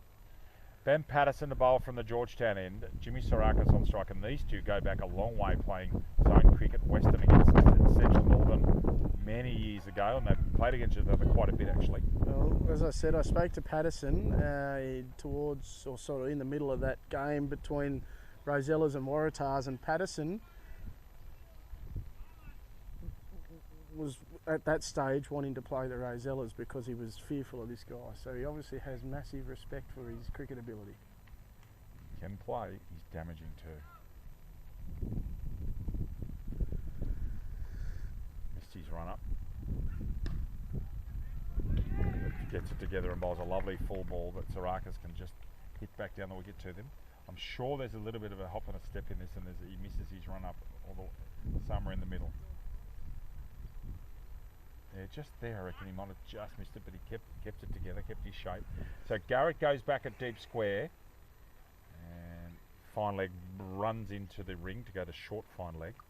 So this will mean that Patterson will bowl a short ball. You might see a short ball, slow ball, or just a full slow ball, but this will be a slow ball because he's got his fine leg up. So watch how Patterson goes through this. Not necessarily a slow ball, I'm surprised. 3 dots. Yes, pressure building. I once saw there was a New South Wales CHS carnival being played at the King's School. Wow, no, it must have been a higher level than that. And Ben Patterson was playing, and he was playing against Sourakas, and he said, "Really, I'm going to bounce him today." And I think he might have got him that day, but Jimmy will not be afraid of playing him, I can assure you. Both good Sydney first graders. Deep square's back. Yorker, That's and 4. that will be 4 with a new rock. Patterson erring in line, and Sourakas good enough to get him away. There's a boundary 4. After 3 dots, that's what Patterson didn't want and what the Waratahs did need. Interesting, so he's now put fine leg back and brought deep square up.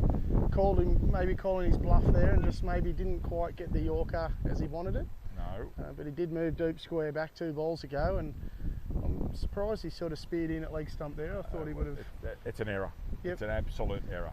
Patterson will know that too. He needs a good enough cricket, he knows that's an error. Yep. But just trying to...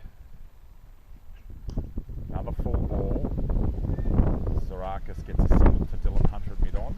3 blokes backing up, and the back one, Widdistrom, picks it up. That breeze has not abated all day. It's quite strong at the moment. The only time I get worried about sitting under trees, Dave, is when the wind's doing that. So...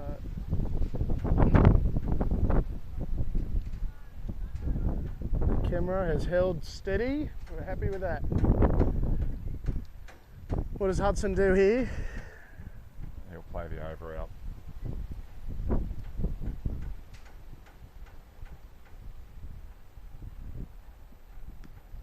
Doesn't. Tries the hoy. Maybe a bit towards legs, and he was trying to flip it off his legs where he's very strong. Very strong big there. 6 there. The big 6 there last week against Uni in that 5 over slogathon that we called. Against the handy bowler, Grant Stewart. Grant Stewart got his... I'm sure, I know Grant Stewart, and he will have been very cranky when he sort of holds himself to high standards. He got his length and direction all wrong, and that changed the whole complexion of the match. So that's why 5 over cricket is so tough. So the score is none for 10 after 2, no wickets so far, but the Sabres will be happy with the run rate. They kept it to 5 and over, where the going rate is actually over 7. In comparison, City were 2 for 8 after 2 overs. The Sabres, 2 for 8 they were. This is where Nesbitt and Patterson said about a rescue mission. McTaggart bowling to Sourakas with a short mid-on. Touch short of a length. I wonder if Major will go back for Hudson. He will. He'll go back into the covers. Good crowd in here, Dave. I'm just looking out to the right of screen. There's a lot of interested people here. Just had a good chat and a catch up with the great man Jed Dixon, who's here with his lovely lady Luce, having a quiet ale and enjoying some cricket. Well, it's got it all. It's got a grandstand you can sit in. It's got a nice grassy hill. The barbecue is in full production. Cold beers in the licensed area over there at the Caney. Beautiful afternoon of cricket. Well,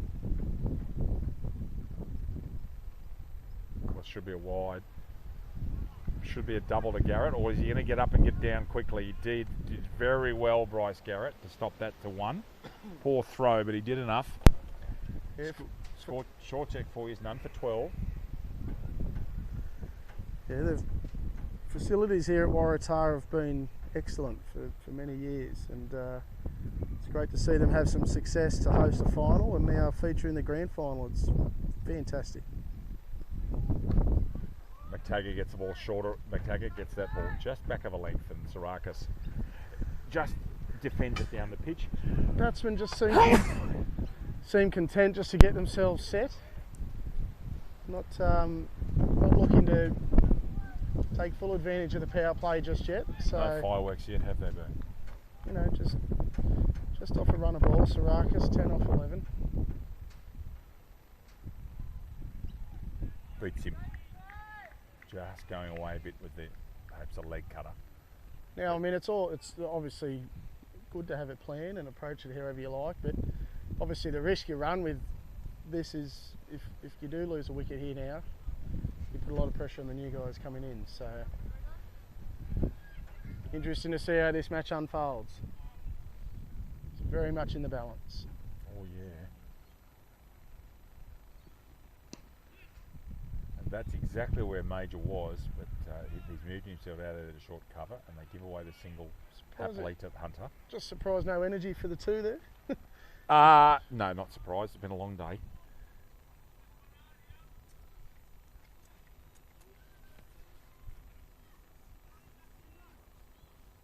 Score check for you is none for 12. So Hudson on strike now. 2 balls left in the over. The over's had, sorry, 1 ball left. Yeah, just the one, I think, isn't it? I'm not sure. That scorecard's They just brought it back to 2.5. It did say 2.6. Hudson gets a single. McTaggart, he'll be very pleased with that over. And so that's over. McTaggart has none for 10. I believe that'll change over to none for 10, won't it? It's a 7-ball over. According to the scorers, that's a 7-ball over. You're correct. And the score is none for 15. According to this. And the score, I'm sure the score's right. Patterson, I'm assuming, will come on from that Georgetown end. We're just having some visual issues here. Still deliberating over a 7 or a 6-ball over, but the game goes on in the middle. Scorecard will update for you on screen shortly. 2 very fine scorers today, Keith Brackenbury and Andrew Cahill. Okay, they look happy. They've rewound it back and then they'll put the ball back. So yeah. Okay. They're going all the way back in the over. I think what's happened on live scoring is they might have pressed an extra delivery in there and they're just recovering the over. That's what they're doing going back. That's the way you do it.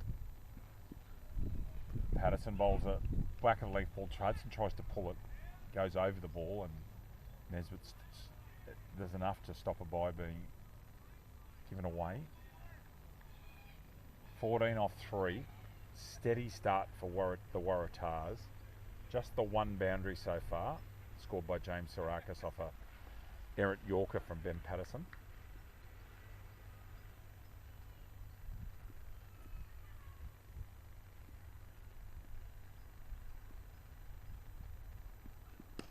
Lovely cover drive. There'll only be 2 though.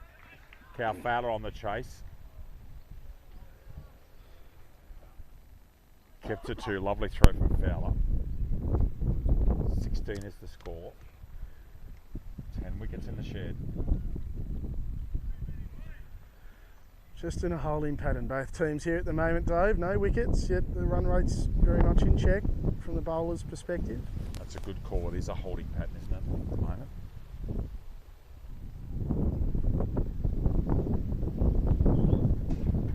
Late cut from Hudson, straight down to 3rd man. Just the single.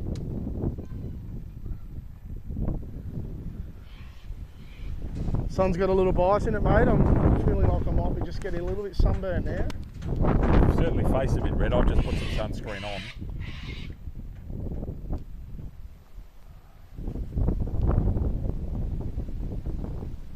John Nesbitt's trying to get someone to go back. I think it's long on, is it? Yes, he has. He's got mid-on gone back to the fence. No third man, no deep third man here for Sarakis. Gets a short one, that will not be caught. It's going to go down to Garrett on about the third bounce over the practice wickets area. That's the first time Patterson has deliberately bowled short. Sarakis stands up to him and plays an authentic pull shot.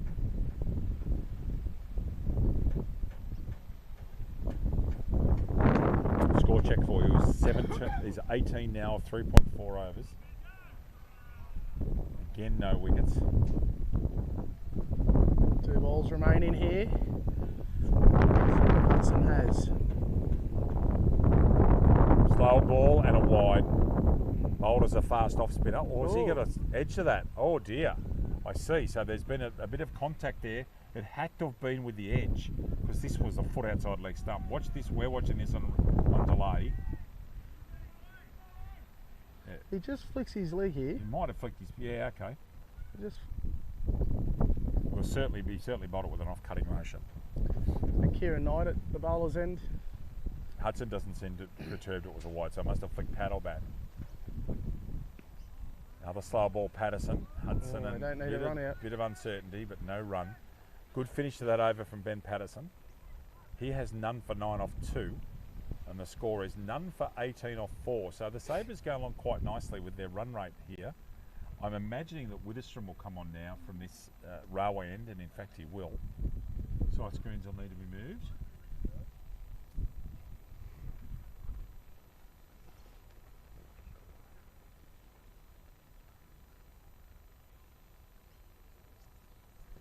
So changing bowler, left arm over. There might be side screens there, Louis.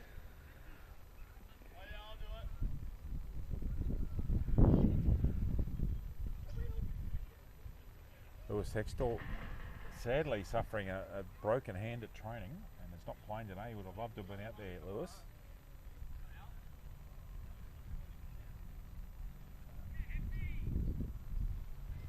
Screens are gradually coming across. Should go almost all the way out to these marker cones here. Widdistrom, who's just a bit slower than both Patterson and McTaggart, and don't be surprised to see Sarakis take him on here. They actually need a couple of boundaries, I would think, to get the momentum into their innings. It's 18 off 4. Have we managed to get any background on this? On Widdistrom, no. Widdistrom? Short ball first up. Sarakis plays an authentic cut shot and it goes for 2. None for 18. None for 20, I'm sorry, no, without 2. He was hitting the ball cleanly. The batting innings. Very. And he looks like he's trying to set himself to go deep here today, after failing earlier on today. So we're talking about Sarakis? Sarakis, sorry. That's 4. Oh, Carl might get there. Cahill might get there. That was brilliant to field by Cahill. And Sarakis got that clean as. Now, I tried to go on a My Cricket earlier. I put in his name and I couldn't come up with anything quickly. And I was on air at the time, so. I have got no doubt in my mind that there's football in his background. Look at the size of him. He's a big human being. Nathan Hudson now on strike. He's got a long on to him.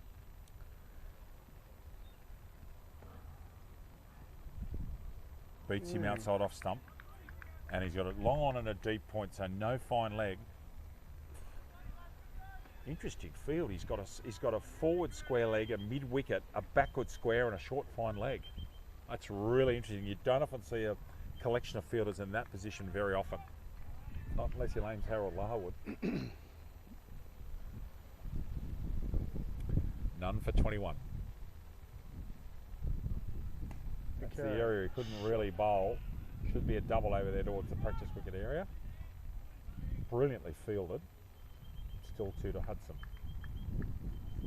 Just haven't found their timing yet, these two. And there's been only the one, it's the boundaries that are the key all day. Yep. When it seems to start to get multiple boundaries, but today, this afternoon, the Sabres have kept that in check so far.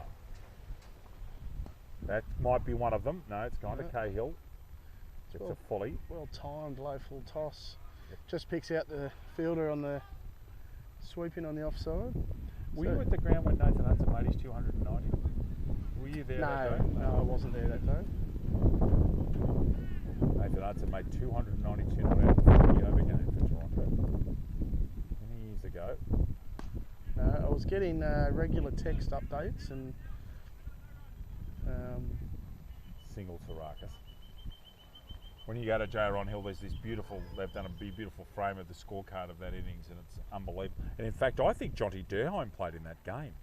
He did, yep. Very confident he did. He did, yep. Change of bowler at the Georgetown end or the southern end is Aidan Cahill. And he's going to be bowling to Nathan Hudson. The score is 25 after 5. At the moment, things sort of, you know what it's been? It's been a quiet power play. It's been very quiet, yes. I feel like there's not much to add to commentary at the moment. We're just sort of waiting for either team to strike. It's just in a little holding pattern here. The run rate's still 5 and over, so not getting out of hand either way. I think the batting team chooses to go here. You know, they've got a platform to go with, and you know, if the Sabres take a couple of wickets, well then I think it leans their way. So it's very much just meandering along at the moment. The crowd also quite subdued, just waiting for either team to pounce. Good fielding. Oh wow. Well done Widdistrom at backward point. So yeah, they just keep picking them off, and I guess when the field spreads, that's when you might see a couple of these gaps appear, and then a few more twos maybe, or more push a 7 and 8 and over potentially. Aidan Cahill is going to go around the wicket to Hudson here to cramp him for room. Now the one danger, you and I were on here last week and we actually identified that the one area you can't bowl to Hudson in this bowling around the wicket is on his pads. Yep. He deposited, was it Grant Short went round the wicket and he went whooshka, flicked off his pads and into the creek at Wall's End.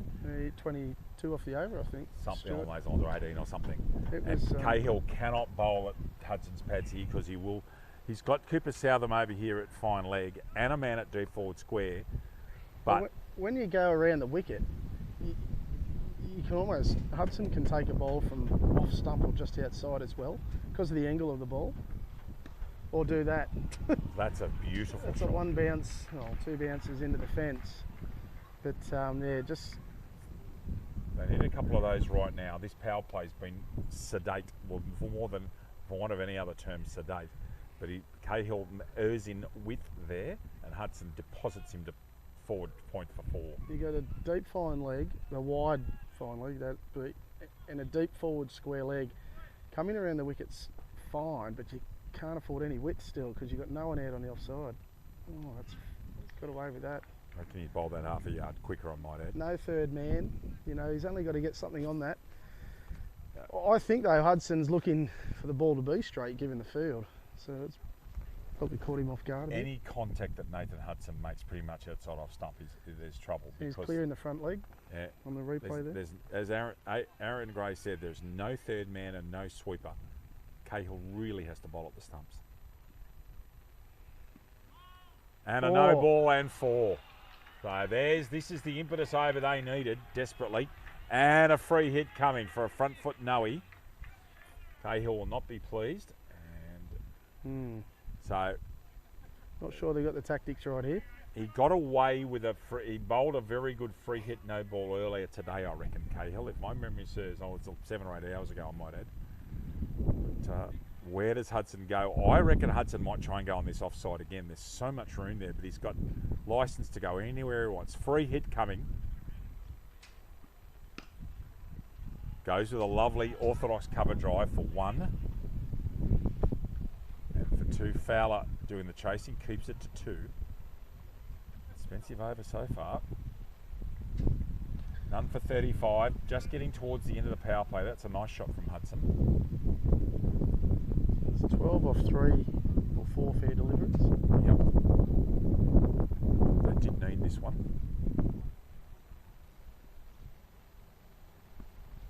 Much better. Again, the line that Aaron Gray was talking about, he didn't bowl. He cramped him up there, didn't he, Aaron? And he reduced his scoring shots. Yep. It's just inviting Nathan into the game, though. I just feel, just having the benefit of watching Grant Stewart last week, who's obviously a world-class bowler, come around the wicket and just really brings Nathan's onside aggressiveness into play. Probably fortunate there that Nathan probably didn't read it. Anyway, what's in store this ball? Oh, he's timed that. That's another short ball outside stump. 2 bounces. That is the over that they needed. They finished the power play at 41, and that's a very expensive. That's Cahill's first over's gone for 16. Maybe didn't have the field right and get the direction right. There's no question. Power play to be called. So 41 off 6 is not bad with that chase. That's right on. That's pretty much on target. About 1 over has changed the whole innings, Aaron Gray. So that was the over we've been waiting for. Yep, Waratahs now I think has swung into their favour, the momentum. So Sabres now going to need a wicket here to just halt that a little. Widdicombe again from this northern or railway end. Once you get under that 100 runs required, which I've just got a blurry screen, I can't see exactly where that's at.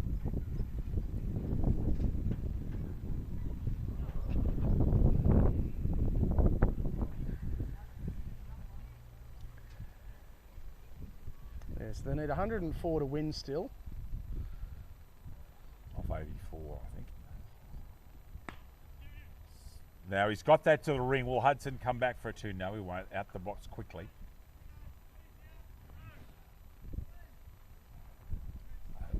Sarkis, who hasn't had much strike in the last few overs, Hudson's had all the strike.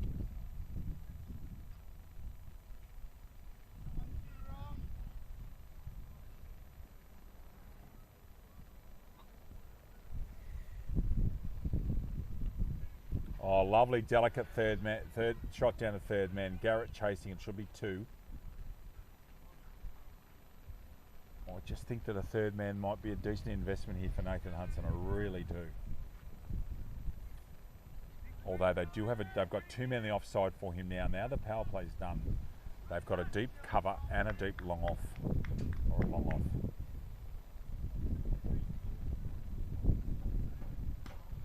Shot.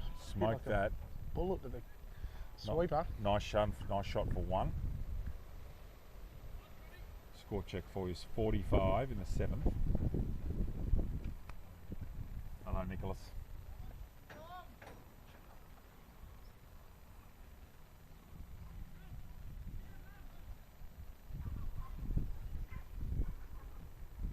Sarkis now on strike. As I said, he's had hardly any of the strike in the last 3 overs at all.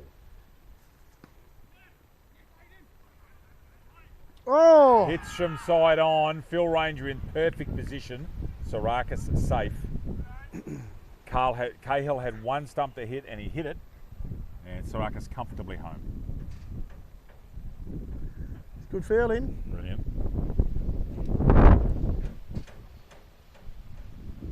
So Waratahs just with their nose in front in my opinion, but no wickets. I concur with that. Widdicombe bowled that one a little bit more slowly. It looped really towards Nesbitt and gets a dot ball out of it.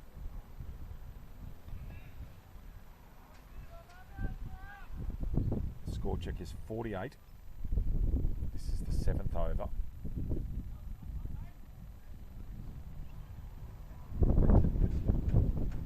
Oh, that's a lovely ball. Beats him on to the outside edge with a genuine left-handed leg cutter. And our score is 48 after 7 overs. Not a bad over there from, it was 46, is it? I'm sorry. I read that as 48 on the screen. Not helping you with visuals, mate, at the minute. I'm sorry. No problem. Not a problem, Aaron. We'll do the best we can. Even if Occasionally, you're probably experiencing this at home too if you're watching it on your phone or wherever. We do get some buffering issues at times where everything does go just a tad blurry. So that's not unique to yourself. It's just the internet not working quite like we want it to. And into one of the Sabres gun marquee players, Dylan Hunter. He'll be keen to get wickets here. This is the pivotal spell on the match for me.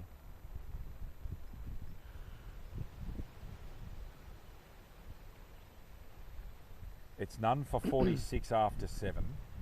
Right on their run rate. No wickets gone. Sarakas 19 off 20. Hudson 26 off 23. They've done a very good job seeing off the new ball. That 1 over from Aiden Cahill has set them up. So Dylan Hunter to Sarakas. Full. Gets it on the full, but just gets it down to Major at long off for a single. 47 the score. Now, where does he change this field? So, back goes mid-wicket. Southam's going to come across to cover, I think. And Fowler's going to come around to backward square. So Southam comes across to the offside for the left-handed Nathan Hudson. One thing Hunter did really good this morning was change his pace up. Oh, that could be out. And it is. That's the catch, though. That's the wicket they needed. Sweeping and getting a top edge, and a very good movement by Cal Fowler to his left. Takes an excellent catch low down. That's the first wicket of the innings. Nathan Hudson out for 26. 1 for 47. Sabres, and Dylan Hunter again proving his ability to change games. So that's a big wicket. Nathan Hudson looked very set to me. And that's twice today he's looked set and just got out. Yep, well, that's just about to get going. Brings it back to even money again for me. They can't split these two teams. Big wicket. Hudson goes after a near enough runner ball 26. Brings Johnny Durheim to the crease. So really interesting now, this position of the game. You just called it, Dave, that this was a crucial spell here from Dylan Hunter, and he's got the upper hand straight away.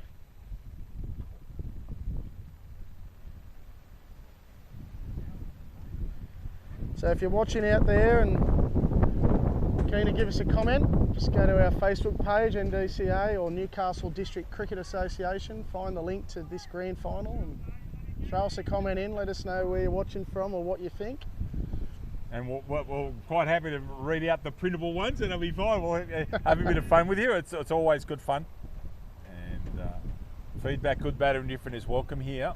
Not shy. And both of us enjoy very much being in this new commentary role. It's great fun, and being alongside Aaron is a great privilege, mate. It's really enjoyable. Thank you for having me. Oh, trouble! Oh, he's dropped a very difficult chance. That would have been a big wicket. Durheim would have been going first ball there. It's just popped out as he's hit the ground, I reckon, Dave. Southam's left-handed left-handed with one hand. Yep. And he went to his non-natural side. He bats. He did. He goes to the right. Yes. He went to his right. So he's not. With one hand, he's left-handed. Yep. Sarakas looking untroubled. Hits that down to long on. That would have put all the pressure on Sarakas to go big in this innings if that had fallen. Have we seen the pivotal moment of this grand final? Durheim's a big game player.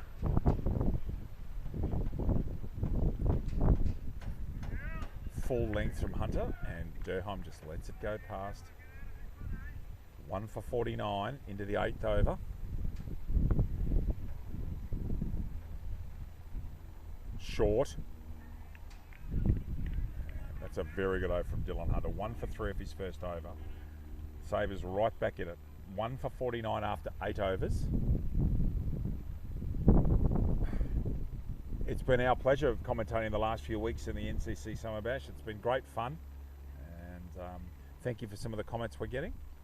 And it's really enjoyable to be here with you and sharing some top quality cricket. It's been such a great day here, and when you consider that temperature, not the temperature, the weather we've had in Newcastle this week, to get 3 good games of cricket in excellent conditions, it must be said, is a credit to all involved, and particularly the curator here, Simon Porter, who's produced a belter of a pitch. Witherspoon to bowl his 3rd in a row here. Sarakas is 21, Durheim 1. Their Waratahs are 1 for 49.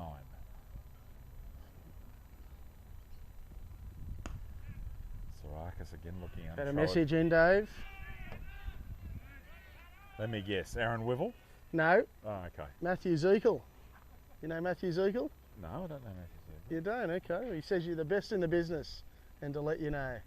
Matthew Zekel. Matthew Zekel, yeah, he plays out in the Cessnock competition, I believe. Very kind. Thank you, Matthew. Was that towards both of us? No, so Dave's the best in the business. Oh, goodness me. I think you're flattering me there, sir. Appreciate it very much. Very nice of you to say so. Hello to everybody up in that beautiful Hunter Valley, up in Cessnock and Curry and Maitland and Singo and Musselbrook, Scone, Aberdeen, if you're watching us. Message from Troy Steadman, bit of a follower of the Whips. He wrote in to say Dylan Hunter clinic this morning v the Whips. Oh, that's an understatement, Troy. That was breathtaking. It was a blitzkrieg. It was just, it was a privilege to watch. It was quite simply ridiculous what he did. So you might know Matthew Zekel. He's good mates with like the guy I call the Russian, but monk, Andrew Nikolai. Oh, is he now? Yeah. Okay.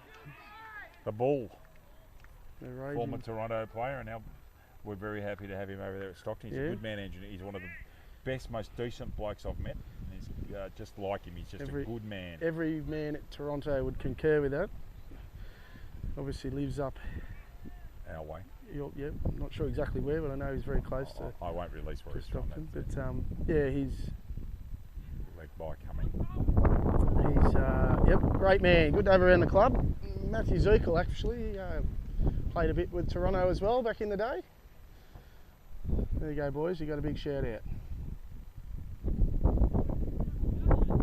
Is Troy Steadman related to Toronto's Ray Steadman? No, I don't think so. They do know each other though. Okay. Hello, Ray, if you're watching, mate. Durheim looking a little bit more purposeful than he was earlier today. He's just got out the blocks a bit quicker here, although he was dropped first ball, of course. But I might confirm that Steadman relation because it's possible. I've never really asked, but is Troy Steadman an Indigenous man? again, not sure.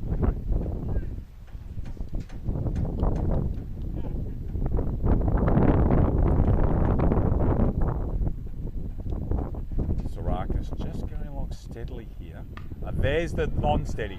Gets a waist high fully and caught it on the mid-wicket fence. So that is the boundary that Sarakis needed.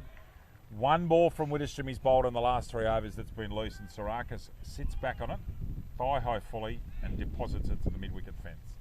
The score is 1 for 59 off 9. We are in for a thrilling finish. This game's going to go deep, whichever way whatever happens, it's going to go deep, ladies and gentlemen. You'll be with us till, I suggest, right on 6 o'clock, perhaps after. Aaron Gray and David Redden here with you, live streaming on Frogbox, the NCC Summer Bash Finals, with thanks to the Newcastle City Council for their outstanding support of this competition over the last few seasons. It's been great. Thanks to Newitt Harley and the team at Troy Steadman. Somewhere along the line I am. Thank you, Troy, for that. I was just wondering if you were. Thanks to everybody at the council, the mayor and everybody involved. Hunter to Durheim. Oh, That check shot there. turned, and I've got a nice angle of that. That one's gripped and turned into Durheim's thigh pad. I Still got 5 in the ring Jonty here, Hunter, was- as well. Yeah, well, he's trying to draw him into a big shot. I think he senses wickets is key. As long as Sarakis stays there, they are. Sarakis is the danger. Sarakis has to. Yep. He's looking to make him to go to 70 or 80 here, about the same amount of runs that Patterson made for the Sabres. Short and wide. Fowler. Oh, that's a loose throw. Throws an absolute. That is Yes, brilliantly backed up by Garrett. He's probably saved 2 or 3 more. There was an overthrow with the errant throw. That was going to be a 5. And Garrett has saved, I'm sure he saved 2. Score check for you is 1 for 62. I think that was an Aaron Wivel type throw. If you're listening, Wiv, hello mate again. Jeez. Dobbs one straight back to Fowler, single. We've had another shout out for the how good do the Waratahs look in LTP clothing. Very good. Little sponsor shout out. Hopefully it's not unsolicited. Can we have numbers on them next year, please? There you go. Please, from comment for the comment. That's a big one. That's gone. Forget it. That's on the concrete. Oh, and a drop catch in the crowd. Drop catch and onto the concrete, so there'll be chunks out of that ball. I must say the Saraka 6 up here was well taken by a City fan. Didn't look like missing it. Just absolutely parked himself under it on that occasion. An ununiformed spectator has dropped what I would call a regulation sitter. Straight to Southam at backward point. So One of the very rare blue spawns that Dylan Hunter's bowled today, and he's 1 for 13 off 2. For mine, the Waratahs are in front by about 10 runs, I reckon. They're 1 for 69 off 9. And in fact, they're just ahead of the run rate, so they will be very pleased. And I will not be surprised to see a change of bowler come soon. No, Widdowson's going to finish off here. 2 sixes in the last 2 overs have really kept the scoring rate going along. This will be Widdowson's last. Don't be surprised to see Patterson come back soon to strike. I think they need a wicket. They need a couple of wickets, actually. Sarakis is 31 off 28 and Durheim is 10 off 9 with that big 60 hit over the mid-wicket. Well, how spectacular is this ground here today, David? Beautiful. Sarakis hits one straight to Garrett at backward square, and any 5 yards either side, and that's 3. Anyone who lives local watching this will know that cricket on today is just shy of a miracle. Yep. It was absolutely torrential yesterday, all day yesterday, well into the evening, and then I believe another big shower through at 10 PM last night. The covers here have done their job, and the ground and the drainage and the curator have done the rest. Widdowson bowling that one well. Major just lets the single go. Sarakis now well set on 32. And the Waratahs are 1 for 70. The Waratahs do not need to do anything silly at all here. They don't need to take too many risks. And a wicket will change things dramatically. These are they're 2 very vastly experienced cricketers. Durheim hits that one straight to Major at mid-wicket, no run. Durham's played in a Newcastle zone winning side. In fact, in a great game of cricket at Bradman Oval and Barrel, and he hit the winning runs and took a couple of wickets as well. So, very good cricketer. Has been for a long time, actually. Comes down the track. Gets a short one. Are they looking at 2? He's got that to ring. No. Major traces hard. Gets a bounce throw in. And only the 1. Widdowstrom's done enough here. He's 23 off 3.4. Needs to finish off with a couple of dots or 1 or 2 singles to Sarakis and not give away a last ball boundary. Sarakis just content with taking this game really deep here.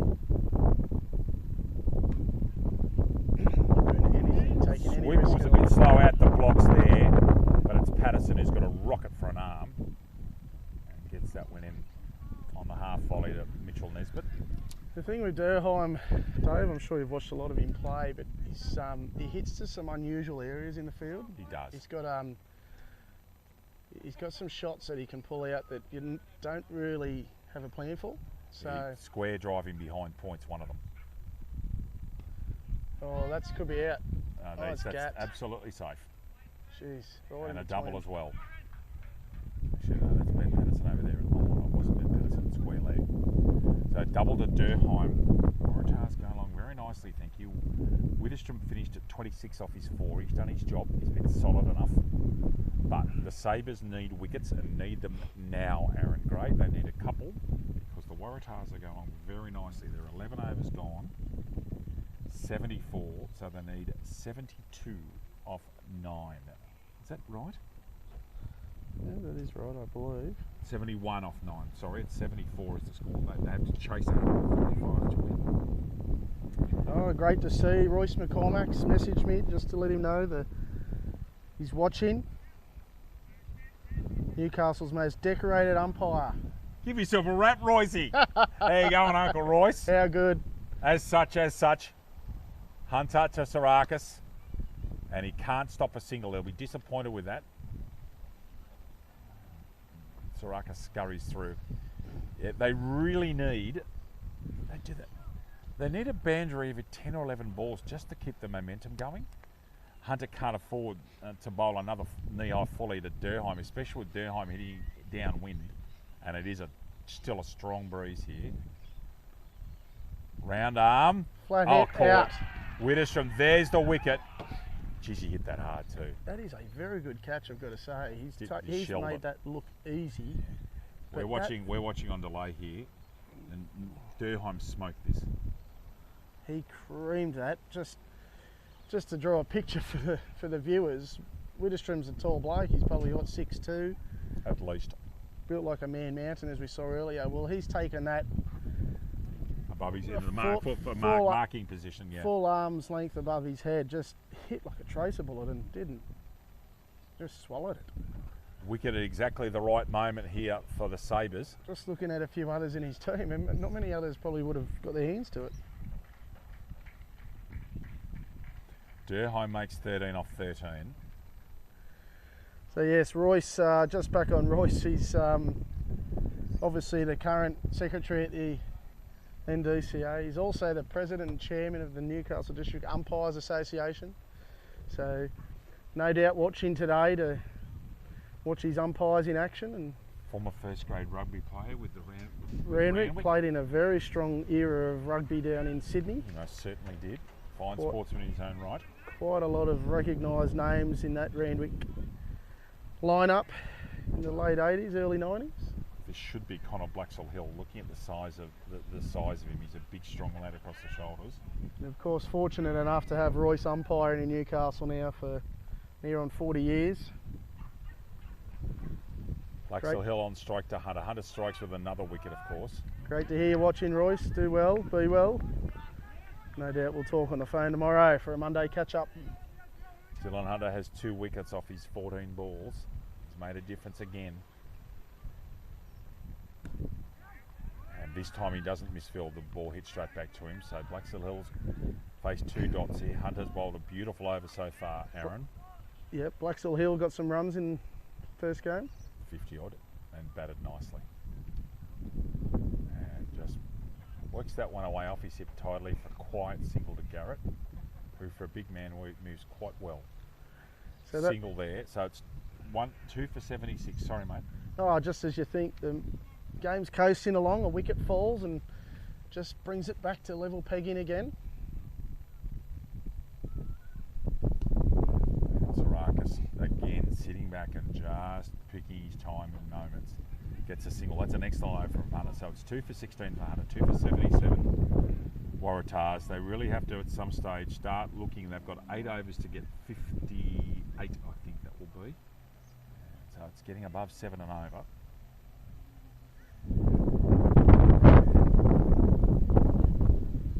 Is my maths right? No, 68.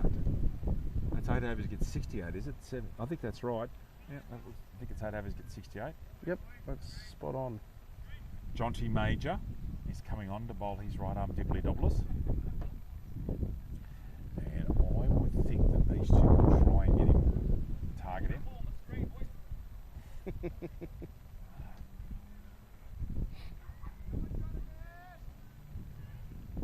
Ben Patterson moving the sight screens for James Sarakis.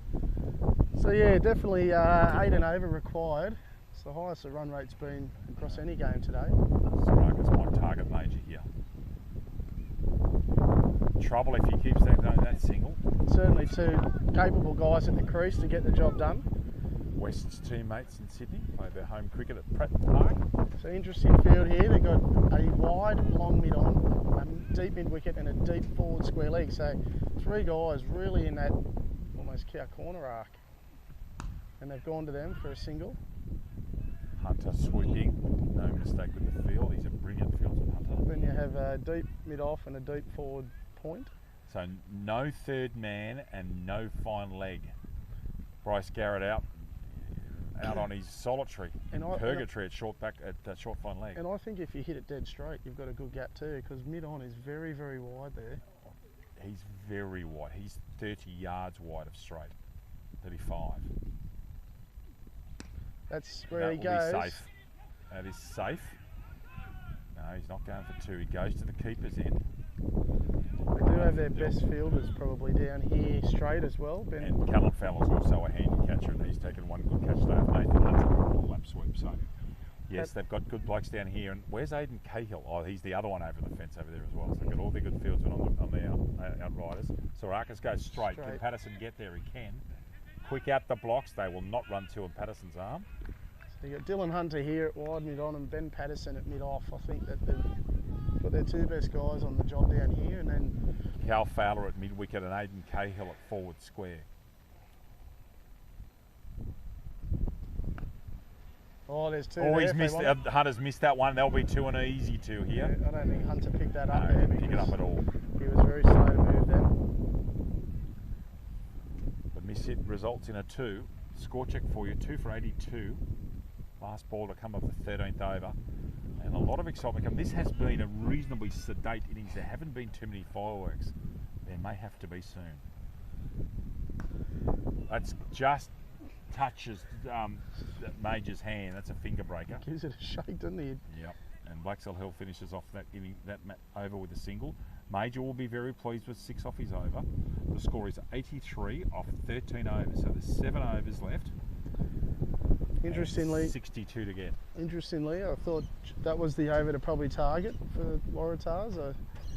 I think they got the field right, the Sabres, so they've just finished one up there. A bit like in the Waratahs innings, they did target that slow medium pace bowler, and I think it worked.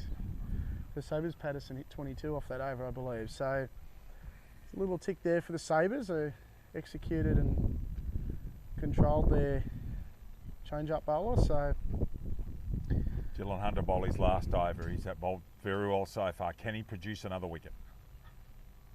Bowls a full toss to Blaxell Hill. He gets it to long on. No chance of a second. At some stage, Aaron, Jimmy Sarakis has batted a runner ball. At some stage, he's going to have to take someone on. I wonder if he'll wait for Hunter to finish. Short. Is he on for 2 here? Blaxell Hill in and out quickly, but no. Just the short boundary stopping that double there. Go ahead. Oh, it's just interesting. They can probably win the game without taking risk, just playing very cleverly, and no doubt Sarakis is that kind of player. But need a boundary and over from here, I reckon. Yeah, it's interesting to see where they target. Oh. Nicely kept by Nez, but Major did everything he could. But Sarakis was on his motor. Gets through for a cheeky, scurried single. Again, just 3 dots this over. So Sarakis area at the moment, he's probably got, if he wants to go aerial, it's over cover. Towards the compound. Otherwise, if he's got a reverse sweep in him, there's no one on the boundary from sort of deep cover, right around the deep mid wicket. So that's the other unprotected boundary, isn't it? Yep. So you can sweep either way, conventional or reverse. But goes straight with the fully. 4 consecutive singles this over. Hunter's just in control here, isn't he? Graphics are just a bit behind, guys. A bit behind, especially with the bowler. Just may have to go and get onto my cricket to get a score for you in a second, ladies and gentlemen. That might be a double. He's got that to the ring. Garrett's the man on, does a great job. That's 5 singles this over. I'm going to assume my cricket's down too, mate, because that's what links into our visuals. So right, we think the score is something along the lines of 89 or 90. Just having some problems with the graphics at the moment, ladies and gentlemen. Oh, that's out. And Hunter strikes off his last ball. Would you believe that? That's a big wicket. That's massive. That's just changed the game. Southam, who'd earlier dropped a difficult chance off Johnny Durheim, takes a catch. And that's important because that's Sarakis out. Now the pressure's very much on Connor Blaxell Hill again. Aaron, I'm in commentary on my own at the moment. Ladies and gentlemen, I do apologise for this. I believe the score's something on the lines of 3 for 90, 3 for 90, we think, is the score. And that is a huge wicket. Dylan Hunter finishes with 3 wickets in his spell. Again, changing the match. All 3 wickets to fall for Hunter. Just having you to stand here. Well batted Sarakas. But Cooper Southern just managed to hold on to that ball at the finer of the 2 backward points. Now, who's going to come on and bowl here? Is it Major again? It is. Major's coming on at the railway end for you. You've got no idea how enjoyable commentary is, ladies and gentlemen. Been around cricket a while, but to get an opportunity to do this is such a thrill. It really is. It's just so enjoyable. It's a privilege to be here with you. Hope you're enjoying this throughout New South Wales, in the Hunter, in Newcastle, Australia's best city, and I mean that sincerely. Great place this is. It's my privilege to come up here every weekend in summer. It's just a great place. So Blaxall Hill is on strike.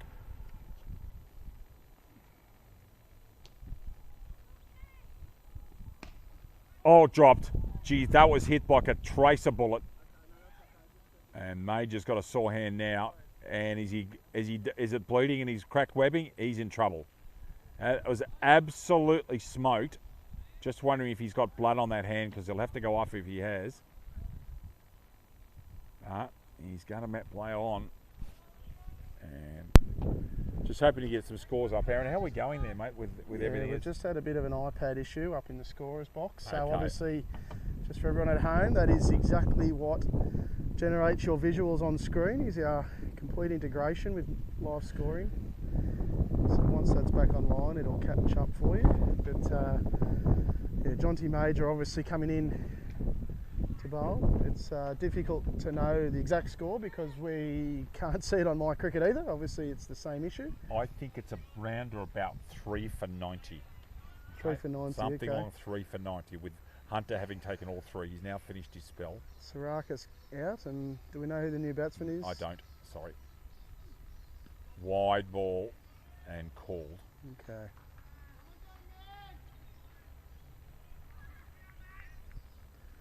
So just repeating, our scoring graphics are not live at the moment. We can tell you though the score is around 3 for 94. Oh, that's a 6. Blaxall Hill goes into orbit onto the concrete again. You cannot err on that side. This lad Blaxall can give him a whack. Don't worry about that. So that's what they needed. They've been a bit slow in the last few overs. That's the boundary they needed this over. And that hand is still troubling Major. No question why. That ball was hit like a tracer bullet. So we're saying that's the 100 up, Dave? Yeah, I reckon it's close. Close. Maybe just short. And just in from short third man. Hunter flying off the ring to try and get in there. Into the ring, I'm sorry. So I think we just talked about it last over, that targeting this style of bowler in today's wicket. Did the same with Dundas, who bowled 1 over. I have got a suggestion for you in a minute off air at the end of this over. We may have to do something in a minute.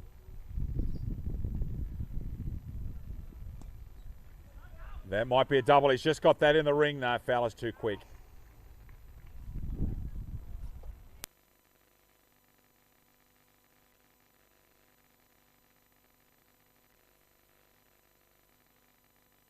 Okay. Blaxall Hill back on strike. Major goes outside off stump and beats him outside off stump. Umpires Ranger and Knight confirming 2 to go on the over.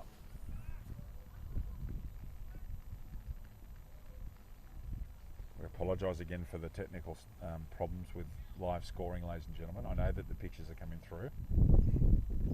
That's gone 6. as well. Hang on. It is 6 more. Needed that Blaxall Hill. That's a big over. Just over Dylan Hunter's head. Big over so far. 2 6s. Really doing some damage to this the chase. Ben Patterson's not too far away from coming on. This is the over they've targeted today. I wonder if he'll go again or take the strike. I would reckon if the brain's in gear, he'll take strike. He's after 2. It was an immediate call. Got to go the keeper. and 2. Well pushed, the Waratahs. Garrett's got that ball in hand. And score getting along something around the mark of 3 for 106, 3 for 107, but we'll get you an updated score very soon. We may need to get Tim Kamakakis up there or someone to give us a hand with the scores if possible. Tim's at work. Okay.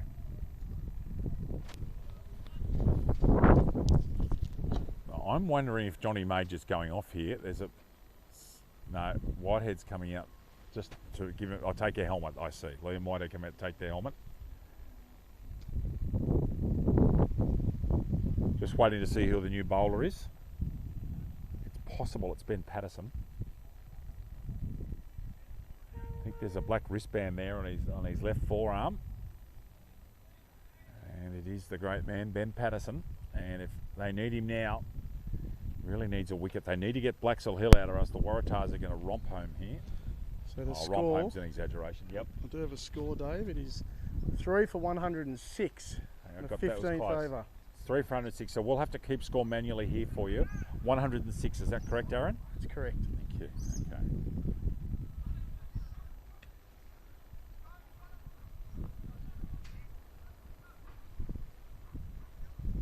Thank you, Jake. So the batsman with at Connor Blaxall Hall, thank you to Jake Lowe, is Blake Morley, Aaron. So Excellent. Blake Morley is out there alongside Connor Blaxall Hall. Thank you, Jakey. Appreciate that, mate. So this is the 15th now. It's 3 for 106, and we're going to keep score manually here. Trouble if he hits. Oh. Fowler can't hit, and there might be an overthrow. There is with a misfield. 3 for 108 now. If you want live scores, we are getting over from Daniela Cahill as well on our Facebook page at Newcastle District Cricket Association. Thank you, Daniela. So we can keep you up to date with those. 108 is the score with 2 off that one. This is the 15th over. Ben Patterson bowling to Blake Morley. That might be out. Garrett's got to take it. Does. 4th wicket. Ben Patterson knows he's a bit lucky there. He's bowled one on the leg stump half volley, but Garrett's sitting there at deep square in exactly the right position. And Morley holds out. So it's 4 for 108. And importantly, Blaxall Hill comes back on strike. We'll continue to give you manual scores and keep you up to date, ladies and gentlemen. We do apologise for the technical problems. That's a big wicket, Dave. Wickets is Big needed for the wicket. Sabres to just claw this one back here. Oh, for mine, the whole match now rests with Connor Blaxall Hill. Yep. He's going to get them home. Yeah, I concur. So is Lowy giving us a indication who the next batsman is in? It could actually be Josh Hardy. Yeah, it looks like Josh Hardy actually. Just the stature and he had a green helmet on this morning, Aaron, so I'm pretty confident that's Josh Hardy. Just going back to my calculator. Got the score at 108. Keep score here. And Patterson takes a wicket, so the Marquees have taken all 4 wickets to fall. Connor Blaxall Hill is now on strike, and much rests on Connor. 108 the score, and this is the 15th over, ladies and gentlemen. This is the 15th. Actually, I think this might be the 16th, Aaron. Oh, can you check those overs? I think the Angus McTaggart bowled the first over at this end. That would make this an even number over. Oh, he's chipped it. It could be out. Oh, he's just fallen short. Just short of 2 runs, Blaxall Hill. I reckon this might be the 16th over, you know. The reason I'm saying that is because Angus McTaggart bowled the first all this, or do you think it could be the 14th? You said it was 15. I'm not quite convinced. Yeah, okay, well... We will stop. You know what? It might actually be the 16th over. Because Major... There it is. I reckon this is the 16th over. 110's the score now. Blaxall Hill goes inside out. Should be 4. No, plugs. 112 now the score. Don't read that out, but there's some information. 112 the score. Yes, I've got the same messages, Aaron, so we'll talk about that later.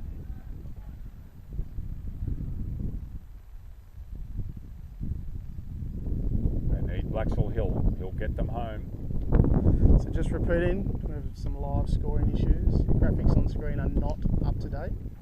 They're looking for 2. It's got into the ring. They're going to do it. Will this be comfortable? Oh, Gracious me, I think Patterson's hit the stumps with his hands and that is not a run out. I reckon that ball's missed completely. yeah, there's no appeal. Yep, no appeal given. 114 the score by me. We'll get confirmation of this score at the end from Daniela Cahill. Watch Patterson's hands here, Ben. Yeah, Wise Patterson's hands hitting the stumps, not the ball. 114, I believe, is the score. We believe is the score. And I believe that this is the 16th over. 32 required. Bouncer and a legitimate one. So we reckon the score's 114 after 16 overs, leading 5 overs. 17, 18, 19, 24 overs actually. Yeah, have you got a score for us, mate? And how many overs, please? Just wait. So they need, it's 114, so the target's 145. They need 31 off 24. 31 off 24 is the target. 114 is the correct score, confirmed by the scorers. 114. So Angus McTaggart to come on here and bowl. Josh Hardy is on strike, and Hardy's only job at the moment is to get Blaxall Hill to strike. 31 off 24, so it's 31 off 4. 31 off 4. 7.5 and over. Well within reach, especially with Blaxall Hill at the crease. Right now, Aaron, the game's going through Connor Blaxall Hill's hands. Yep. Hardy not without talent himself to push the ball around. He's got to get Blaxall Hill to strike. McTaggart the bowl to him from the northern or railway end. Hardy goes first. Look, should be out. That's out. Taken. Hardy smoked that. Hunter, lovely pair of hands. Angus McTaggart strikes. 5 for 114. There's no need to panic. They don't need those shots at the moment, to be quite honest with you. 114 for 5 now. Again, apologies from all of us for the problems with the live scoring. May not be resolved, unfortunately, so the day's play will be called live from Dave Redden here, who's going to keep score for us. Thankfully you've got a proficient scoring background for us, Dave, and your concentration is far greater than mine. I'm doing it tough without the visuals. I like to see how the batsmen are going ball by ball, so sorry to the viewers at home. Kieran Brackenbury is the new batsman. I'm sure that's Kieran, as he's left-handed. There's very few batsmen in their side that are left-handed in the bottom order. Durham and Hudson are, of course. So Blaxall Hill did cross through and get strike. And I'm wondering if at which stage Blaxall Hill will put the foot down. I don't know about anyone else, but I'm having trouble getting anything out of my cricket at the moment, be it this game or previous games. So we might have a deeper issue than just here. What's happening on our ground. 114 is the score. There are 23 deliveries left. They need 31 off 23. They have 5 in the shed. McTaggart asking for short third man to come very fine. Blaxall Hill on strike. Steps inside it. Looking for 2 and going to get him, I reckon. That would have been close if Fowler had hit. But 2 runs Blaxall Hill. 116 the score. I'll be scoring on my calculator here and having my own little live scoring session. Getting exciting, Louis. Goes with a short, slow one and bowls a dot, which at this stage is crucial. 29 required. Blaxall Hill still importantly at the crease. 116 is the score. This game's going to go very deep.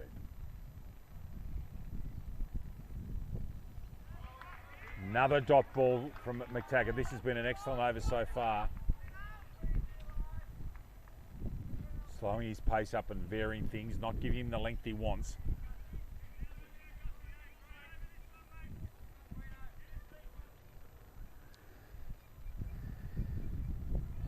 $1.16 the score.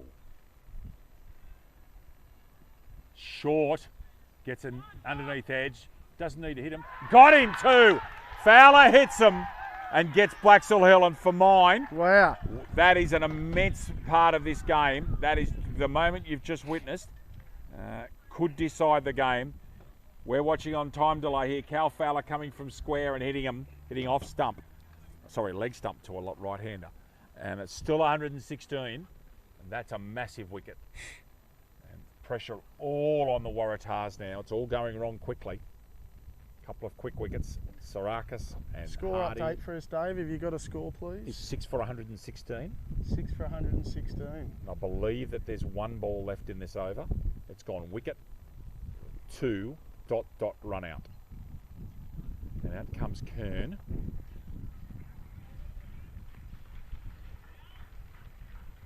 So it's 116 the score. One ball left in the 17th over round, so there's 19 left. They need 29 off 19, and they've got 4 in the shed. McTaggart's got another one. Patterson's got another one. Cahill's got a couple left. Does Hardy now have to step up? 100%. And he's on strike. He has to. He batted quite nicely this morning. Remember that the run chase is getting difficult. They need 29 off 19. However, in modern parlance, correction, it's not Hardy. Hardy's out. It's Brackenbury. Sorry, I was just about to say it. I was going to correct myself there. I'm just like, doesn't Hardy actually was look caught. like Hardy. Hardy was caught by Dill Hunter over here in front of us. Yep. So Brackenbury's got to step up. Fine leg goes back up. Comes third man in the ring. Third man cover, mid wicket and backward square. Angus McTaggart's going to bowl around the wicket for this last ball. Ben Patterson's going to show us a flex over here and move the side screens for us again. Very good, mate. One-handed. Well done, Turtle Hunter. But he's not on camera.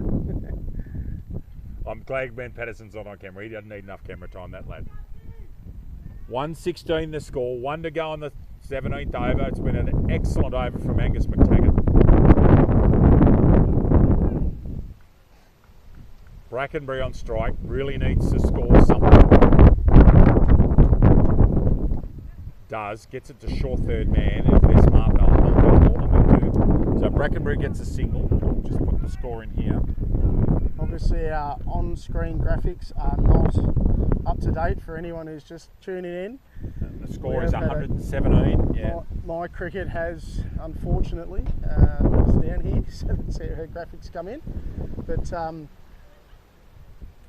stay tuned and unfortunately turn your volume up just so we can keep you up to date with your current score. So it's 6 for 117. 117, 3 overs to go. So 28 of 18 with 4 in the shed.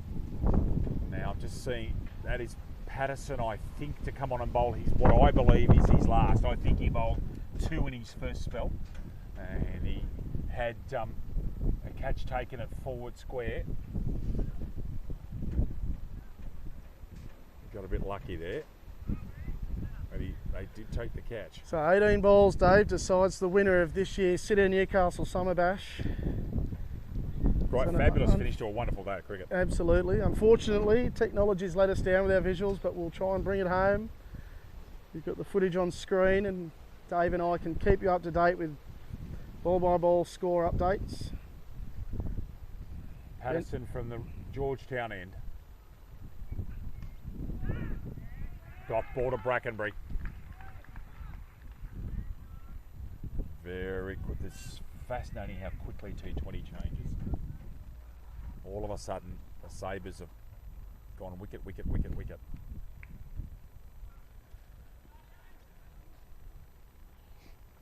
Might actually be 7 down. I'll have to confirm that.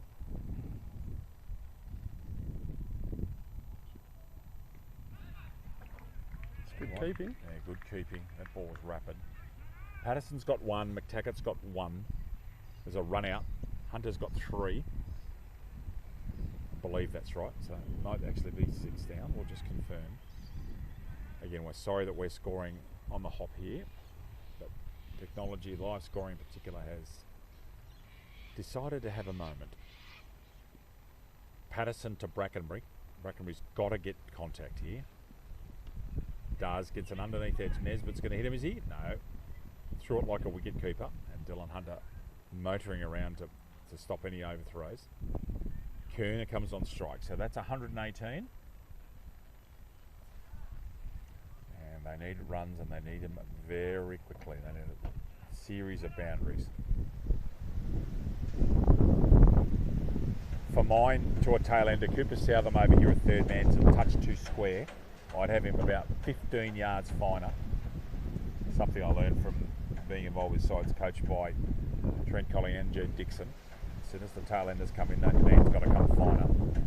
The score is 118. How many balls? I believe there's been 3 in the over. Dot, dot, single. Gets that on the stickers. If Patterson wants to throw it, he doesn't. Chooses to not make the throw. Another dot ball. Dot's as handy as a wicket at the moment. 14 balls left. So they need 27 by a 14 from us. It's 118 in the score.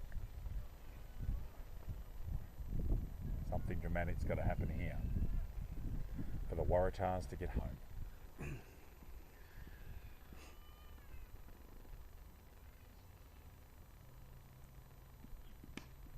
Two if he wants it. It's good. Oh no, mid-off's Come come across around for from that. mid-off very quickly. Kern giving himself some room to Patterson. 119 the score. Old school scoring here. We've got both got our iPhones out and both got the calculator on, doing ball by ball. You what you got up? Sometimes when you're in broadcasting, you've got to make ends meet. Do what you can. So 1 ball left in the over. 26 needed off 13, so it's now 12 and over. Brackenbury's got to score again. Does. Probably a double, and they really need to take Garrett on. They did, and done it well. 2 runs there. Well done, Brackenbury. So the score at the end of the 18th over is 121. Ben Patterson has finished his spell. I wonder whether this means that Aidan Cahill will bowl the last over at the Georgetown end. This will be the last over bowled from here, the railway end, and Angus McTaggart will bowl it. Very, very good death bowler. Lots of slow balls and variety. The crowd's very subdued, Dave. Obviously we're at Waratah Oval and very strong contingent here in support of the Waratahs. They've just snuck behind favouritism here, I would think. Absolutely. Need a couple of lofty blows from a couple of tail enders, I suppose. Just to repeat for everyone at home, our scoring graphics are not working. Our live scoring capabilities, it's been reported from the scorer's box, have dropped out. So we will try and bring it to you. Currently the score is 121, so the Waratahs need 24 off 12 balls. Angus McTaggart to bowl the penultimate over of the day's cricket. We are going to go deep. Kern has a crack at it and caught. Yep. Southam. Very nice catch, Cooper Southam. And the Sabres for mine are well on their way to winning a flag here. To go along with their 21s flag, Aaron. They won the 21s this year, the look, Sabres. it's great to see. You know, Yes. they've been one of the form teams in this competition for the entire tournament. So what, 6 or 7 games now they've turned up and been very strong, led very well in the bowling and batting department by Dylan Hunter, who didn't obviously get a score today but bowled very well. Probably turned this game, I'd say, back in the Sabres' favour. Absolutely did. Took Now, some key wickets and bowled very economically. looking at the height of this batsman coming in, I'm very confident that this is Josh McTaggart coming into bat. Okay. 121 still the score. There's 11 balls left to get 24. It's a forlorn hope at the moment, but anything can happen. If he gets a couple of blows away, you never know.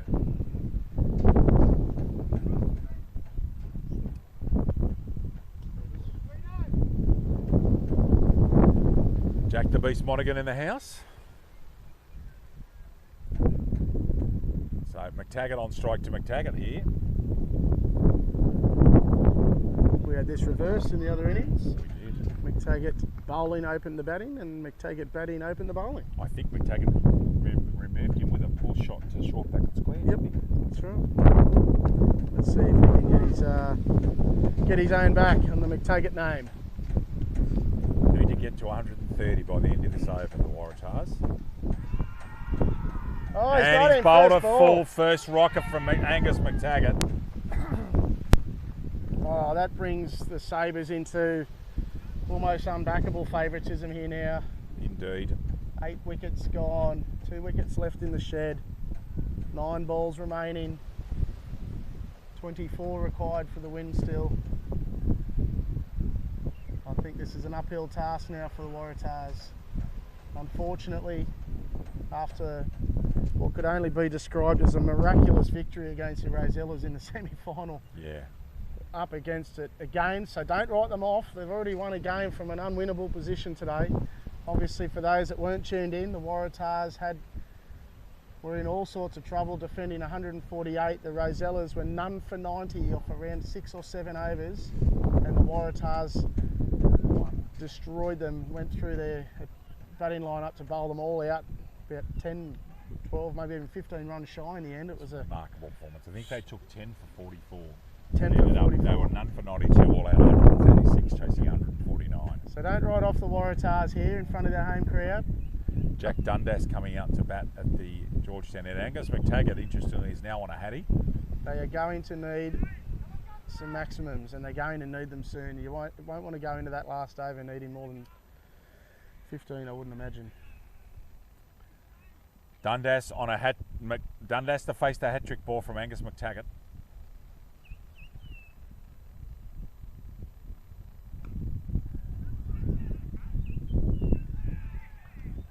The crowd catch. Beautiful Yorker there, the execution perfect, and all Dundas can do is bunt it into the ground. The Crowd catch, but that's not a catch. Only if you're a Surav Ganguly. 2 balls left in the over by my count. Short on the onto the splice for Dundas. Gets a run, so the score's 122. I believe there's 7 balls left. Side screen may have to be moved here. I think McTaggart, is he going to stay over, is he? Okay, so just a reminder to everyone, the scoreboard is not up to date on the screen you're looking at right now. What we can say is the score is 8 for 122, 7 balls remaining, 23 runs for victory. Basically, Brackenbury, if they've got a chance, he has to hit a boundary off this ball. Yeah, and I think it needs to be a 6 as well. I don't think 4's enough. And I would imagine that McTaggart will bowl out the back the hand, slower ball here and take the pace right off it and make the ball die. Bowls a slow one. It gets David Redden. safe too. Oh, good effort. Jeez. I picked the slow ball, did I? You've picked the slower ball. That couldn't have been picked any better by you Redders. That's why you're the best in the business. As complimented by many people today. Now, we might have one more ball in front here, so they've, Yep, yeah, so still 7 to there's go. still 7 to go. That's why I'm not a scorer, Dave. Dundas was looking to hit leg side with his feet, and the angle of his feet are going towards basically mid wickets, trying to open the legs out, hit the onside, and does.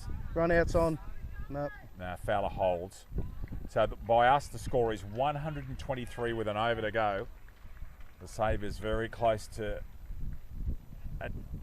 a grand final win here on what's been a fabulous day's cricket. It's now 1 minute past 6 Australian Eastern Daylight Time. Been just a great day's cricket. We started at about 9:07 and we've just been on air all day. It's been so much fun. And it is Aiden Patrick Cahill to come on and bowl the last over of the innings. Dave, the Sabres would be deserving winners in my eyes. They've been dominant throughout the whole tournament. As we touched on earlier, an absolutely stellar tournament from Dylan Hunter, and today when he went cheaply, Ben Patterson stood up with a great 73, so deserved winners if they happen to close this over out and take the victory. Unfortunately, the large crowd here will have to just accept defeat, but let's see what the final over has in for us. Aidan Cahill, the bowler.